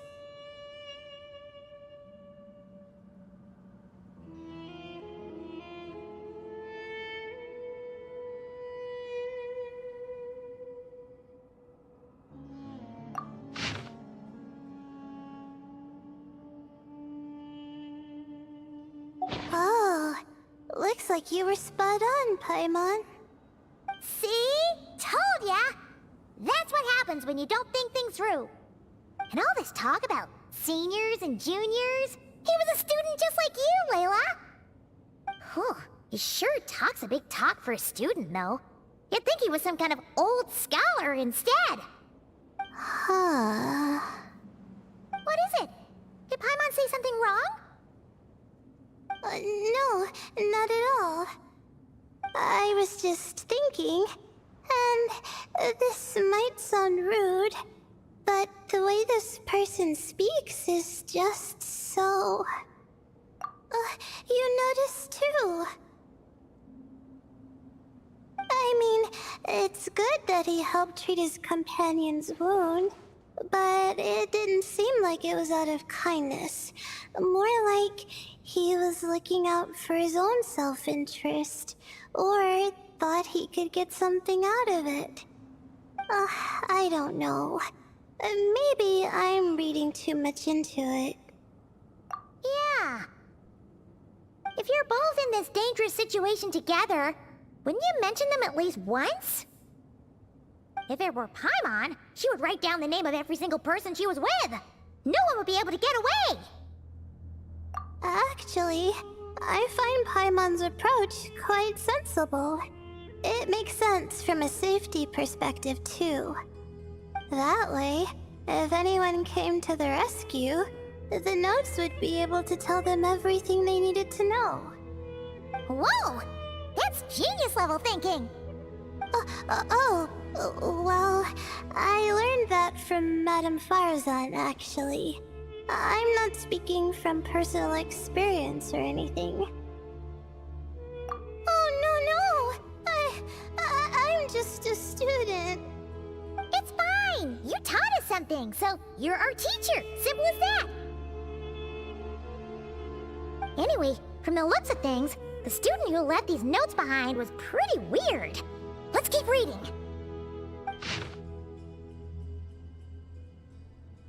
Whoa! Hang on! That's a lot of information. Paimon needs a moment to take this in. The Ibis King. So... did this person actually meet the Ibis King here? Sorry. Who? Jeez, not again! Stop teasing her, Traveler! You know she was asking about Nefer. Anyway, Nefer's, a friend of ours. And she's mentioned the Ibis King before, but not in much detail.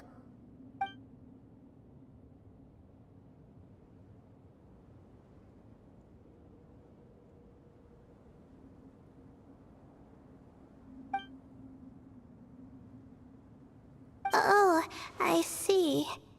Well, that's not too surprising. Most people in Sumeru know about King Deshret, and most in the academia have at least some knowledge on the Seven Pillars. Legend has it, King Deshret ruled the desert at the head of several wise retainers, guiding their people to pursue the limits of wisdom. He also left behind treasures for future generations, which continue to be relevant in nearly every research discipline. And now, this message indicates this student and his senior were rescued by the Ibis King. But to think it's possible to meet him in a place like this... We don't know when these notes were written, but didn't the Seven Pillars disappear a long time ago? Yeah, the notes made it sound like his powers were restricted. Also, the mention of this form? What is that supposed to mean? I'm not sure. Let's keep reading.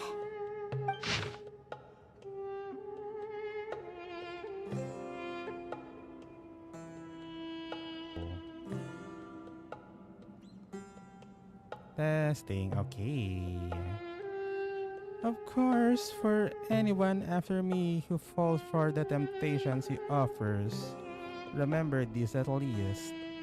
Do not trust the Ibis King, recorded on the final day, Zandik. Zandik's freaking the Torah. Yeah. Oh! This is the last page! There's even a signature at the end! Well, sounds like they made it out. Guess it was a happy ending after all. Wait, but it says, the Ibis King cannot be trusted. Huh. Our friend said something similar. That the Ibis King was a liar. And the notes did make it seem like something wasn't quite right with him. Maybe he wasn't one of the Seven Pillars at all, but some kind of con artist.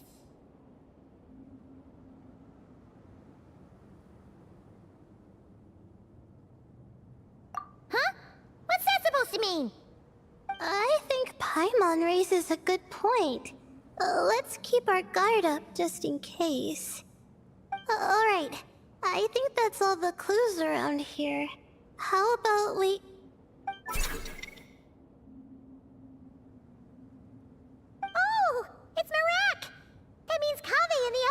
around here, right? Hello? Anyone up there? Can you hear us? Yeah, we can! You know, sound travels just fine in an empty chamber like this. You don't have to shout. Of course, if you're shouting to express your excitement at being reunited, by all means, pretend I never said anything. Yelling like this is kinda exhausting. Come on, let's head back down.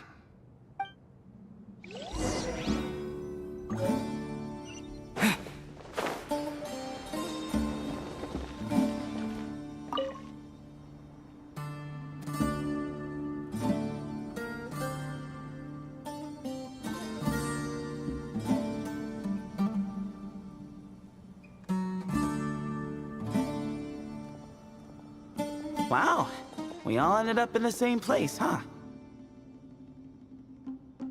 Yeah, what a coincidence. Indeed. Or as I like to call it, the chai factor.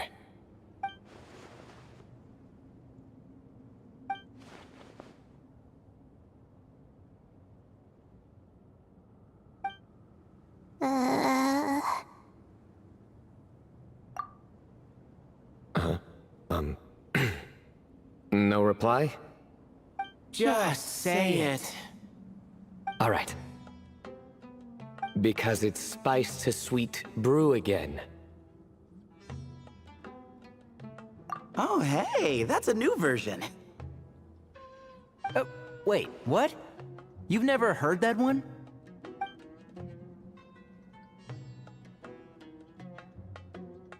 What are you looking for?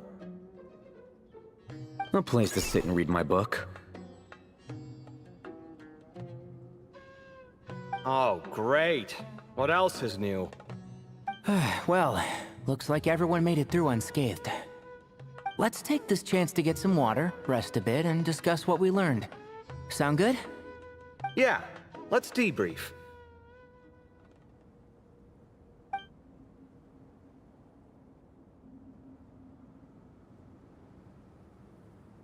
Okay, so we all learned a lot, but it feels like we ended up with even more questions.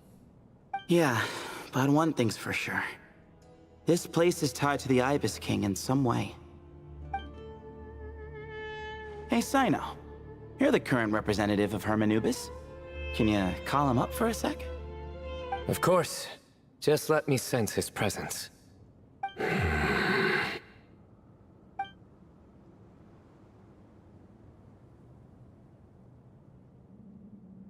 Just kidding. I can't sense him at all.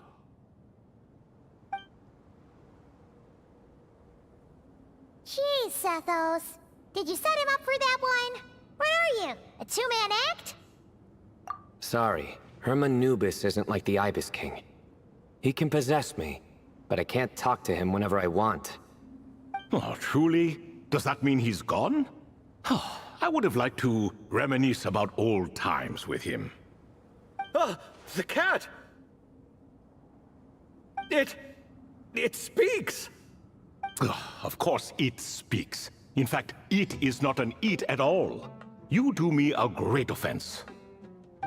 My apologies. Esteemed cats, sir?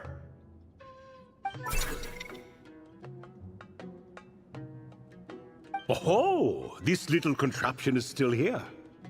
Contraption? No, this is Marak. Which means you do his assistant a great offense. Huh? Well, I didn't mean... Well, I apologize. I wasn't referring to this Marak, but rather the thing that operates it. King Deshret was quite partial to it. I have forgotten what it was called. It must have had an official name, albeit in the old tongue. Even if I did remember, I would need to translate it into modern language. It's not important. Marak's a fine name. Even better than the original, if you ask me. Who thought of it? And the remodeling, quite well done indeed. This Marak looks much happier in its current form. Oh, and the components should have model numbers written on them. You can look them up if you're curious. This cat talks. A lot. Quite the one-sided conversation. Is this what the Ibis King was like? He seems quite eloquent. I wonder if he plays cards. Ha! I knew Marak was a great name. Go me! Let's see, what page was I on again? Should have brought a bookmark. That all went over Paimon's head.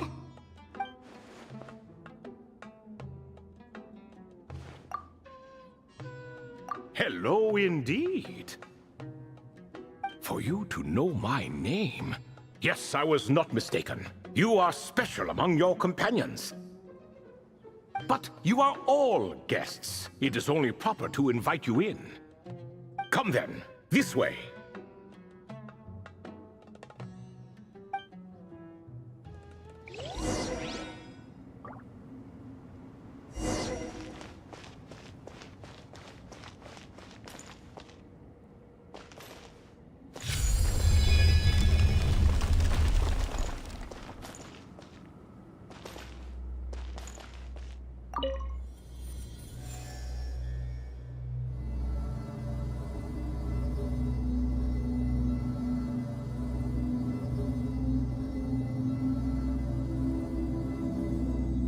Exploration and trials.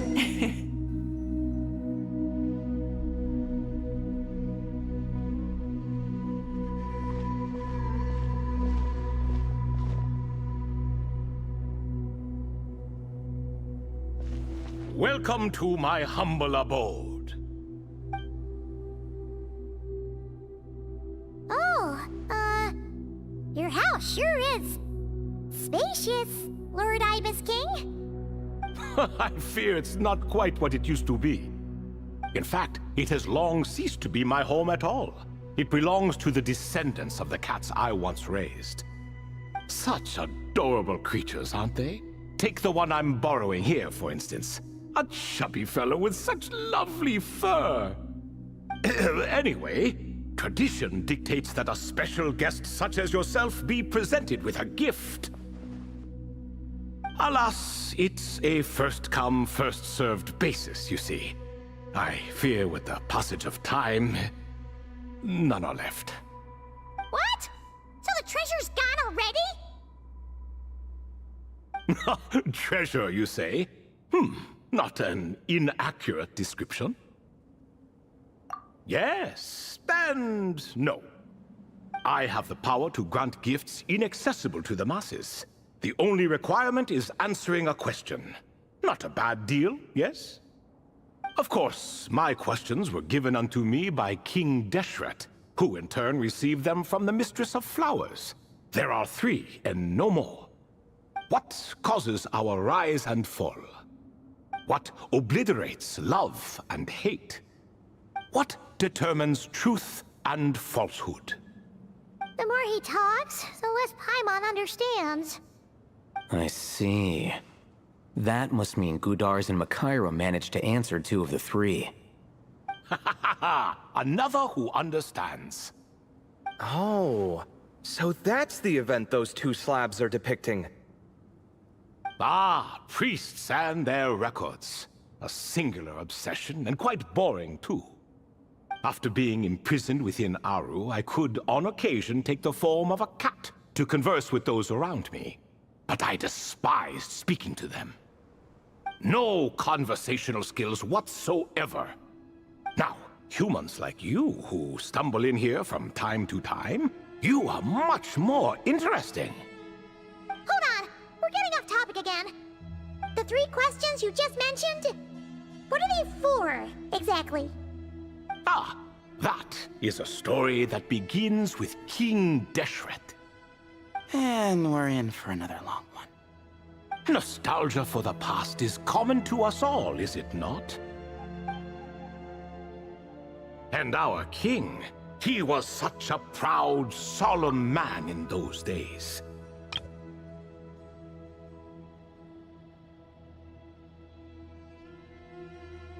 He watched us speak of the present and the future, of the wisdom we possessed or were about to obtain. We were his proud retainers, confident in our belief that, so long as each one of us used our abilities to the fullest, progress was inevitable. Yet, King Deshret's ambition was not destined to be allowed in a closed-off world such as this, so nothing went as planned.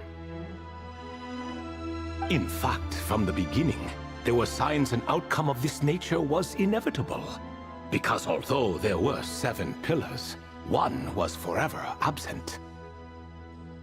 Al-Ahmar would insist the Dendro Dragon Sovereign was one of us, but the dragon herself rejected that idea.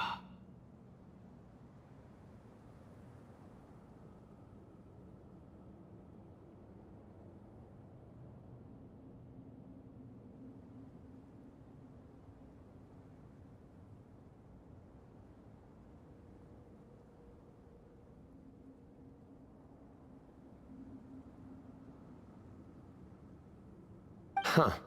Like a card you can never seem to draw from your deck. More like a card that was never in the deck to begin with. Alas, that's just who Al-Ahmar was. There was nothing we could do about that. And I always preferred chess to cards. In the end, life grew unbearable for our king. But, of course, those who remain must continue to live on.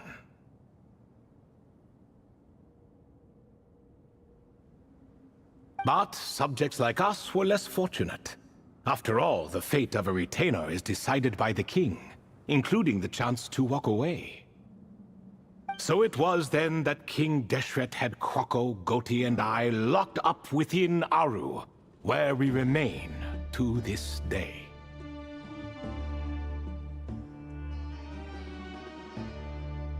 Kroko. Goti? Ah, of course. You're more familiar with their full names. Sobek, the Crocodile King, and Hereshef, the Goat King. And let me tell you, when it comes to chess, Hereshef was a habitual backseat strategist, always spewing nonsense from the sidelines. Well, Sobek was all too quick to take his terrible advice, to the point where I was the one who got accused of cheating.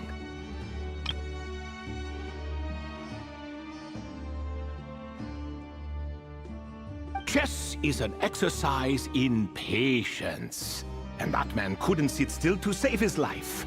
He could never excel at that game. In fact, neither of them were good at chess. Even so, we played together often. And since I was always the winner, we got along quite well. What are you laughing at? Were we not good friends?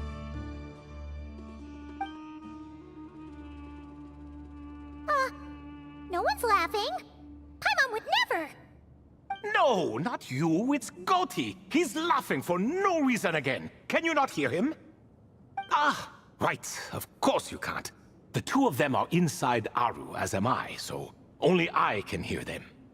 What is even going on here? Has he, like, started to lose it after being trapped for so long? That does happen to prisoners serving life sentences.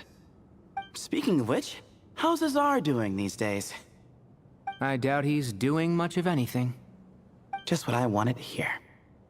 What is the meaning of this? You doubt my words? I have half a mind to not talk at all. Oh, no. They're not questioning you, Lord Ibis King, just discussing other things. Please, continue. In that case, where were we? Getting to the part about the 3 questions. Hopefully. Ah yes, we're almost there.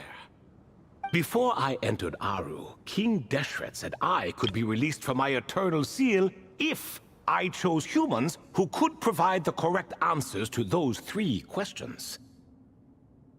The first person who caught my eye was Gudars. I asked him, what causes our rise and fall? He answered, conspiracy and betrayal, for it renders the righteous and wise unable to succeed, and thus nations fall. I found his answer quite interesting, so I bestowed upon him the power to deceive. The second human I chose was Makira.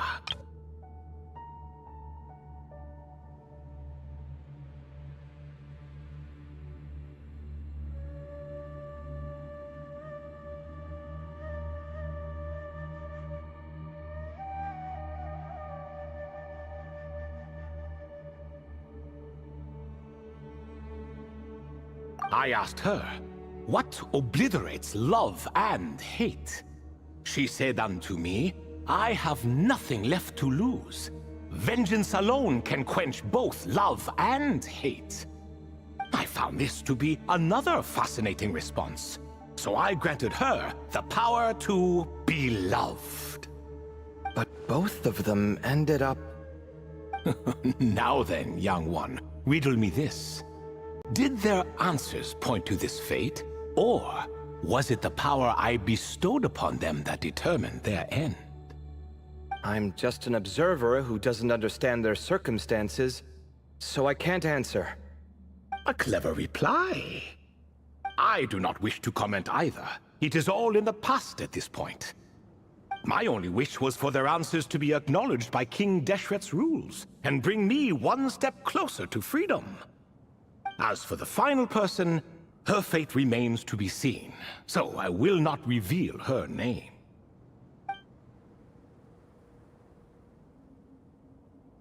I asked her, what determines truth and falsehood? And found her answer quite compelling, so I bestowed upon her a gift to match. As you can see, however, I have not been freed, so it's clear the answer she gave at that time was wrong. But, alas, 3 people were chosen, and 3 questions were asked. So now all I can do is wait. Wait until her wisdom is in line with the rules set forth by my king. Until she has found the true answer to that question. No wonder there was no third stone slab then. Or perhaps you're just not ready to include her in the story. Though, that might be a generous interpretation. Well, it's not merely because her story remains unfinished. As the remaining priests of this place left, or passed on, there were none left to record the events that followed. Besides, stone slabs are few and far between in the Great Red Sands. In the sprawling desert, very few things or people even manage to leave a trace. But sometimes I can't help but wonder, if that young man from several centuries ago had been willing to answer my question, would I have left Aru by now? Wait, so there was someone else? Of course, it has been thousands of years after all. All sorts of people have stumbled upon this place, but I only chose the special ones. That young man had such a singular intelligence, though his companion, by contrast, was rather average. The author of those notes we found? The student named Zondik? Ah, yes, I think that was his name. In truth, I was unsure whether I should grant him my third remaining gift. He was, of course, exceedingly clever, but he was also mistrustful and narcissistic in equal measure, and there did not seem to be a line he was unwilling to cross. Too much power could be dangerous in the hands of someone like him, so I found myself rather relieved when he declined my gift. Oh, he turned you down? Did he give a reason? Yes. He said he didn't need it. I still remember the look in his eyes. Nothing stood out per se, and still I could sense contempt and disdain radiating from his gaze.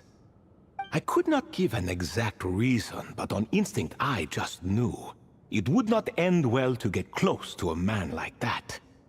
So, I tricked him. Stick close to your companion, I said. Only the descendants of Tuletula can come and go as they please. Leave him behind, and there is no escape for you. So, does that mean his companion wasn't a descendant of Tuletula? Oh no, that part was true. The lie was in the other half. Anyone can enter or exit this place. There are no restrictions. I saw that his companion was exhausted and was concerned Sandik might leave him behind. Or worse, that some other accident might befall him. So I made up an excuse to prevent Sandik from going a step too far. Oh, and speaking of, Sandik's companion had the same blue hair and pointed ears as you. Wait, does that mean Layla's also a descendant of Tuletula? Indeed. When Hermanubis founded that city, he took in many who had nowhere else to go. Today, their progeny are scattered to the four winds, and indeed are far more numerous than I could have imagined. So the person you protected could have been my ancestor. Yes, yes. You're very welcome for that. Could I ask another question, Lord Ibis King? Of course. I have nothing but time, I'm afraid. Did you also save me and a man named Jur? I did. You two were quite unlucky bumping into a device King Deshret once used to measure human brain power. That contact caused more knowledge than you could handle to flood into your minds. So I replaced that knowledge with simpler, repetitive information. Of course, the side effect being the same thought repeating over and over again in your mind, but that should resolve itself in time. How many moons are there in the sky? Yes, that was the phrase I used in your head. I forgot the other one, though. I believe it had something to do with food. Both were spur-of-the-moment decisions, so no need to dwell on the meaning too much. Oh, I see. Thank you, Lord Ibis King. As I said, young one, you are most welcome. If you're inclined to return the favor, perhaps you could turn off that device so no one else can trigger it? There's only so much a cat's paw can do, so I'm afraid this is something I must leave to you. Or Marak, I suppose. Oh, splendid! Another one bites the dust. Such is the fate of things here. Day by day, little by little, the remnants of ages past fade into obscurity. For that reason, the gifts of bygone eras, be they tied to your blood or technological in nature, are not to be revered. They are tools, nothing more. Disrespectful? I simply make the most of what I have. Besides, our king has been gone all these years. What good does it do to revere him now? Oh, are you talking to the Goat King again? No, Croco this time. He's pestering me for another game of chess. Says he wants to even the score. Wishful thinking, if you ask me. If we counted one push-up for every loss, he'd owe me 300,000 by now. Of course, that's just a rough estimate. I've never kept count. It appears that's something you like. Being someone unable to be defeated. I suppose so. All right then. Time for me to extend my winning streak, and for you all to head home.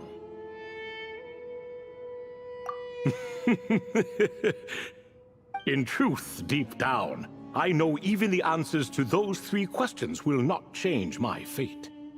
But that is for me to reckon with. Go on now.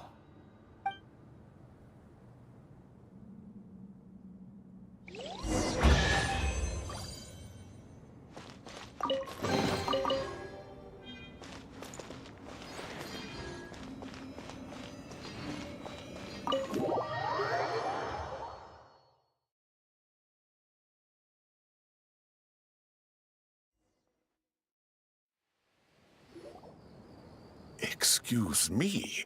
Do you even know what time it is? I've harvested 3 crops of tomatoes while you've been gone. You're exaggerating, Professor. I'm making a point. There's a difference. Sincerest apologies for keeping you waiting, Professor Cyrus.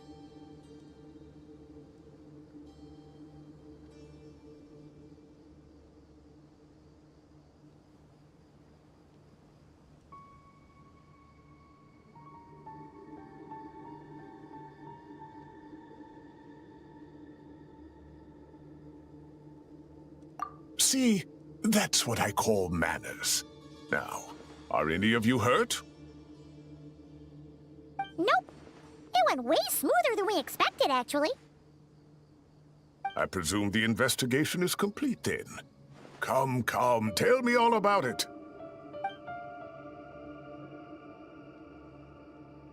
Oh my, did you luck out? If you've read the work from the Vahumana Dashan, you would know that the Ibis King has, well, let's call it a mixed record. Perhaps he softened up a bit in his old age, and that's why he chose to help you. Or perhaps he just didn't have a good enough reason not to help us.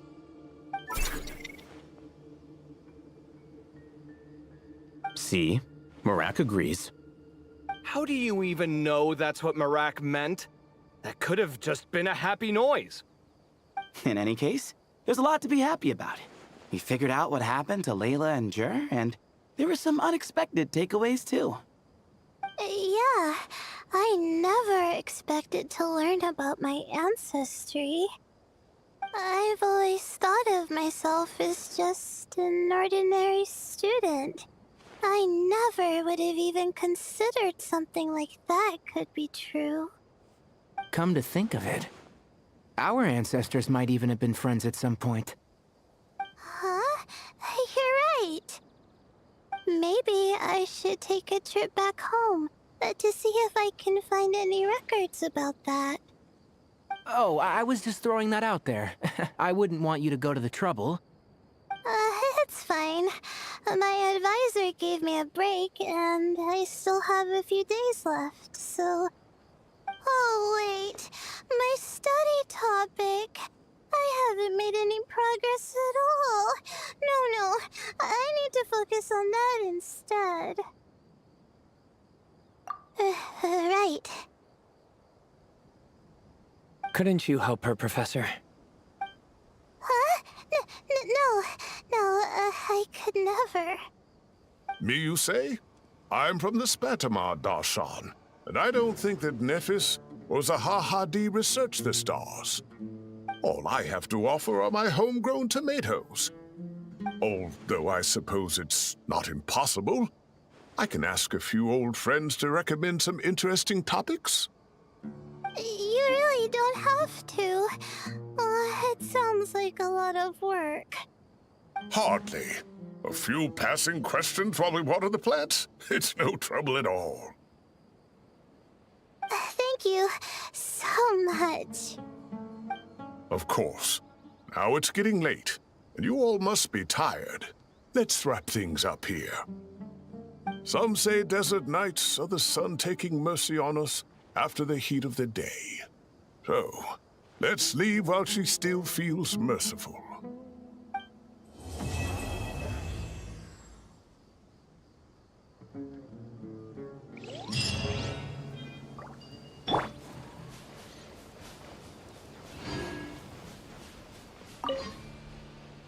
You made it back safe and sound. I'll have to ask Sethos all about it later. Hey! I'll have to ask Sethos all about it later.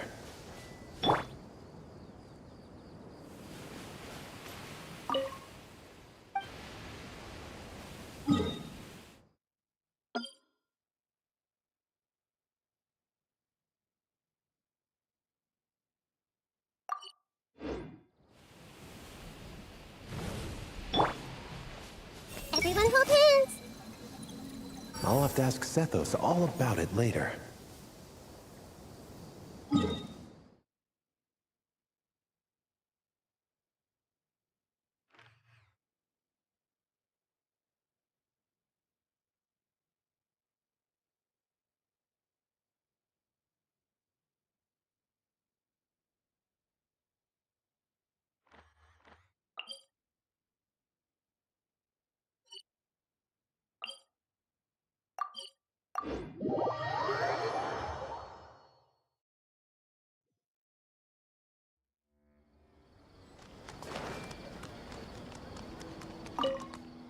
Have you decided on what to eat? Fine. Hey! Wait a minute! So, when you do the thing where you pretend not to hear a question if you don't want to answer, it works like a charm. But not when I do it? That's because you have to use it on the right person. Besides, you really think you can use my own tricks against me?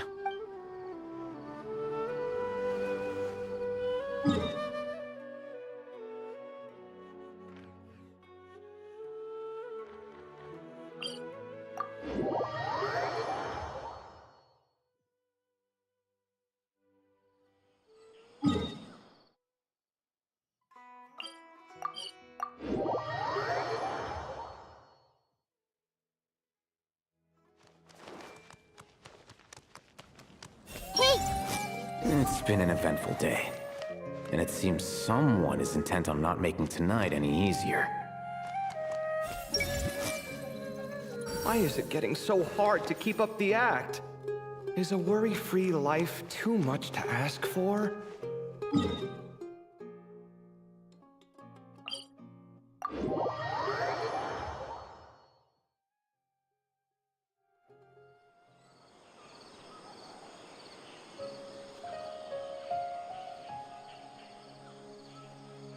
Something on your mind again?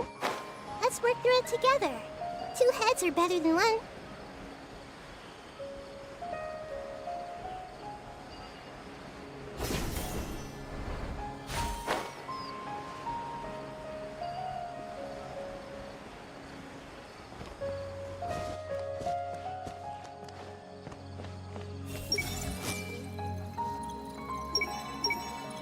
Haven't thought of a new pun yet, but it'll come to me. And then I'll punch them with humor.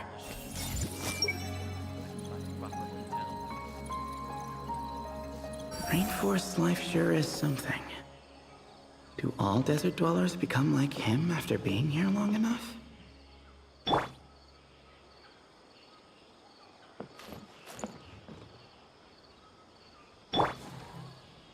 Everyone hold hands! Hat guy. Card games. Surely that little Was he setting up for a hat trick joke? You don't make it out to Gandharvaville often, and there wasn't time for visiting earlier. So why don't you stay a few more days? Sure. Got anything fun planned? Not really. We usually just go camping, do a little fishing, have a barbecue, things like that. Oh, and we invite the Traveler along too if he's in town. Nice! I love camping. And a barbecue is a must. Don't get too excited. You might not know this, but Tainari doesn't use seasoning when he grills. Huh? No way. Don't listen to him, Sethos.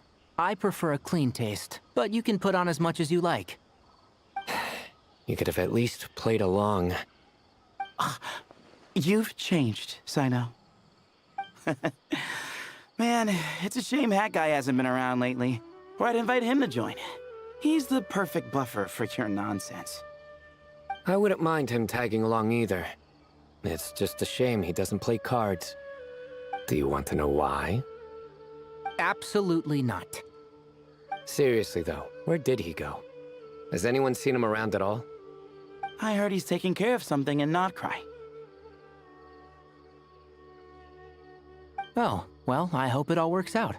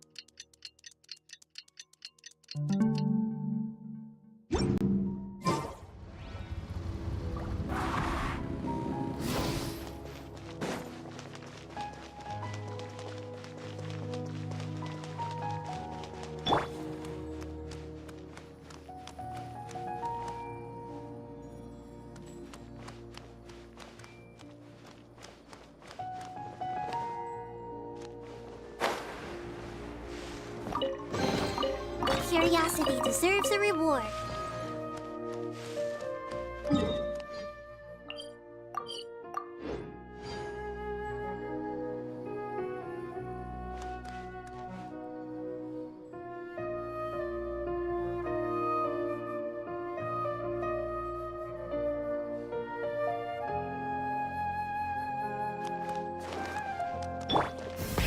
Rev the engines!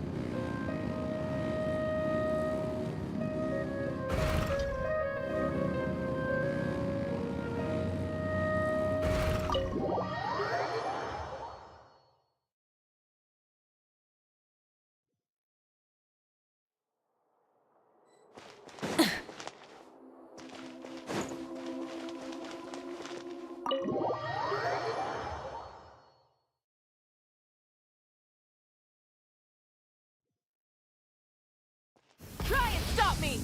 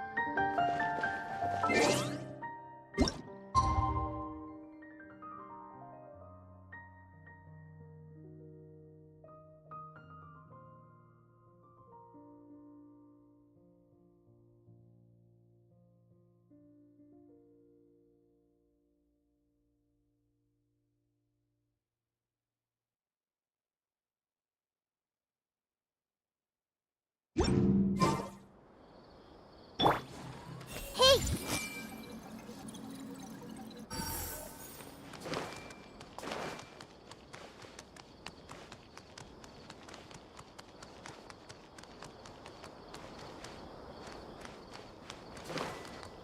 I see everything! I haven't seen Mahamatra Sino for ages. Has he been playing cards this whole time?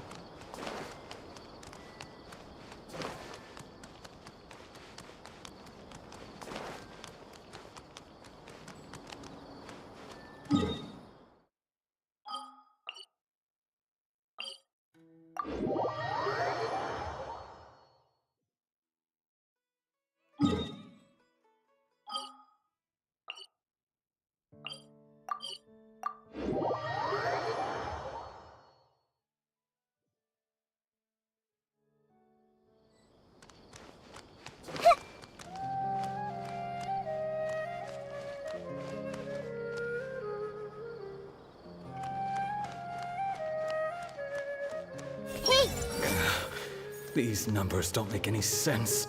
I can't get them to make sense no matter what I do.